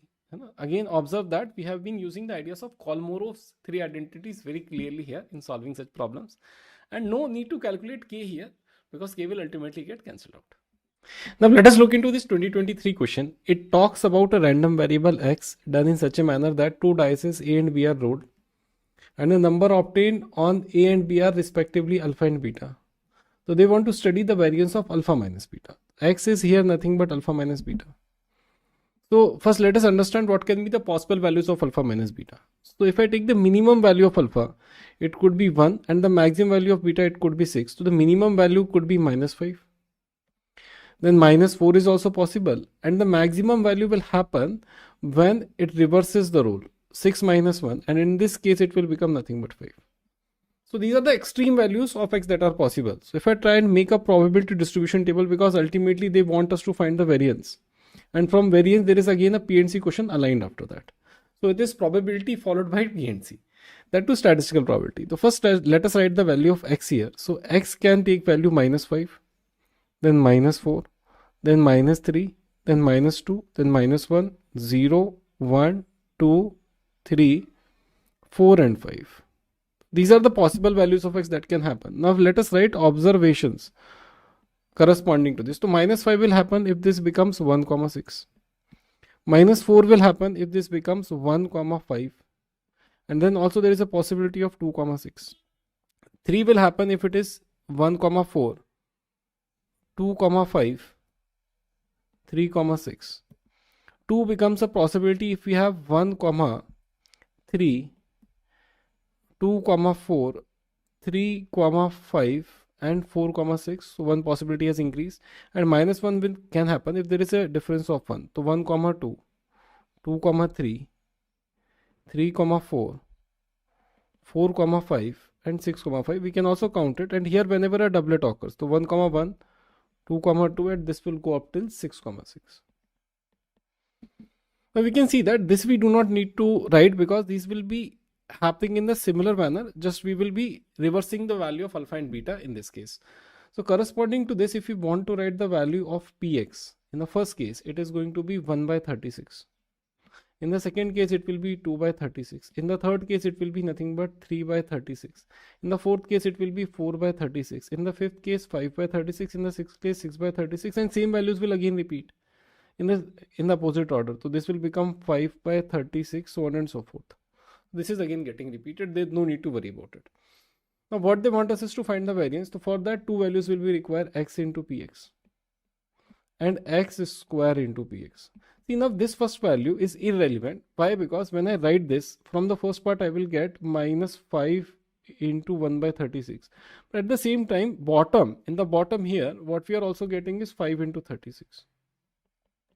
So when you will add all of these values, this will come out to be 0. So we do not need to worry about these values, x into px. All we need to worry about is x square into px. So if I write x square into px, let us see what we are getting.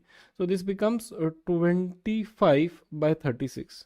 The next will become 4 into 4, 16 into 2, 32 by 36.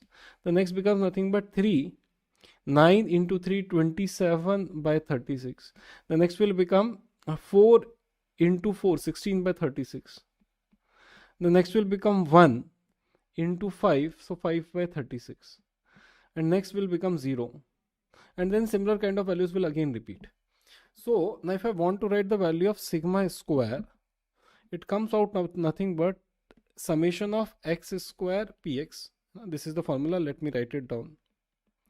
Minus summation of x px whole square. Now see, this term is coming out to be 0, so no need to worry about that. We need to just worry about summation of x square px, and this becomes nothing but, if I start writing value, 25 by 36, then 32 by 36,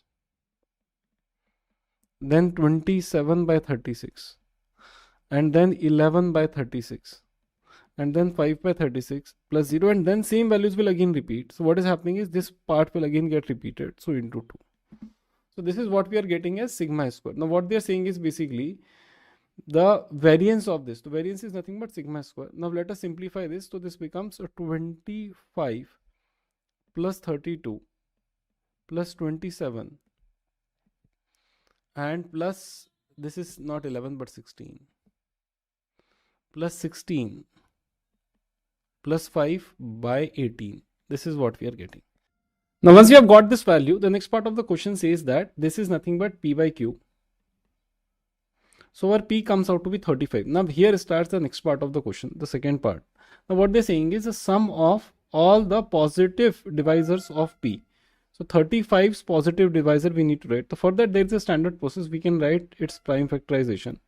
So total number of divisors, we will start writing 5 raised to the power plus 5 raised to the power 1, 7 raised to the power 0 plus 7 raised to the power 1.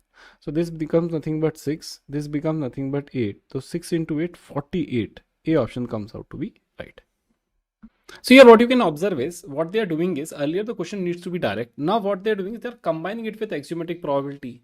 They are combining it with classical probability in order to generate newer and newer questions in statistical probability. And this is a new development that has happened from 22 onwards. Now if I look into this 2024 question, the question wants us to do the calculation of mean 2 times. They have given that 3 balls are drawn from a bag containing 5 blue and 4 yellow balls. If I talk about x first, the possible value of the random variable x can be 0, 1, 2 and 3. Now you can see that x is corresponding to blue balls. So that would mean if I want to select this, the probability corresponding to x. So 0 blue balls are getting selected. So 5C0 and then 4 yellow balls are there. So 4C3 will come. Divided by total there are 9 balls. So 9C3. Correspondingly, we can write next one is 5C1 into 4C2 by 9C3. And the next one could be written as 5C2 into 4c1 by 9c3. And the last one can be written as 5c3 into 4c0 and 9c3. This is the first part. Now let us try and simplify this and then move on to the next part. If I want to find the value of 5c0 into 4c3, this will become 4 in the numerator. So you can see that if I want to write xpx corresponding to this, what is the answer? Numerator becomes 4 and then 0 into 4 by 9c3 will come. This ultimately becomes 0. If I move on to the next part, it will become 5 into 4 into 3 divided by 2. 4 into 3 is 12. It will become 6. 6 into 5, 30. So this becomes 30 by 9c3. See, 9c3 I am not simplifying, though I can, but I am not doing because it is going to be always same. We can do it in the last step. The next one, if I want to do 5c2 will be exactly same as 5c3. So 5c2, if I want to find, this will become 5 into 4 divided by 2 factorial. So this will get cancelled out. This will become 10. So this becomes nothing but again 40 by 9c3. And the last part, 5c3, 5c2 would be same. This will be nothing but 10 by 9c3. So if I add this up, and of course there would be 3 here. When we multiplied here 10, 40, there of course would be 2, and here there will be 1. So if I just multiply this and check, let us see what is the answer that we are getting. So 30 plus 80 plus 30. So 30 plus 30 will become 60, and 60 plus 80. 60 plus 80 will become nothing but 140. This is nothing but 140 by 9c3. This is the first part of the question, and this is the value of x bar. So if I want to calculate the x bar in the first part, my value of x bar becomes nothing but 140 by 9c3. Now 9c3 I am keeping same because again this idea will get repeated with y also. Now let us do the same kind of calculation for the y part. If I do this for y again can take values 0, 1, 2 and 3. Corresponding to 0, if I write the probability. Now see, these are yellow balls. So I am taking 0 from 4 balls and on all the 3 from the red balls, from the blue balls. Divide by 9c3. The next one will become 4c1 into 5c2 by 9c3. The next one will become 4c2 into 5c1 by 9c3, and last will become 4c3 into 5c0 by 9c3. This is what we can write. Now again we'll want to do the calculation and write the value of ypy. So let us see what is the value of ypy. First part will obviously become 0. If I talk about the next one, this will be 4 into 5c2 we figured out earlier also, this came out to be 10. So this will again become 40 by 9c3 into 1. And then of course we'll have 2 into 5c1 will become 5. 4c2 will become 6. So 5 into 6 will become 30. 30 by 9c3. And the last part, that is 433 by 5c0. So 433 becomes nothing but 4. So this is 3 into 4 by 9c3. If I try and figure out the sum of this part, let us see what do we get. So what we get is 40 plus 60, this will become 100 and then 12. So 112 by 9c3. So the value of y bar again we have figured out to be 112 by 9c3. Now the question clearly says that they want us to find the value in the third step for 7 times y bar. So that will become 140 by 9c3. And then 112 into 4y bar by 9c3. If I calculate and simplify this comes out to be 70. Now this type 11 problem is nothing but binomial distribution and Bernoulli's theorem. Now I know that this is out of syllabus, but sometimes the question might come and they will not say that it is Bernoulli's theorem or binomial distribution, but sometimes they might put the question there. If you do not know it, you will have to do a lengthy calculation.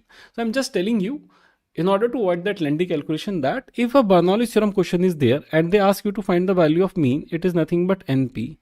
N is the number of times the trial is being done, and P is nothing but the chances of success. And if I want to find sigma in this case, it is going to be NPQ. So these direct formula based questions can still be there. For simplification of calculation, still you can use binomial distribution.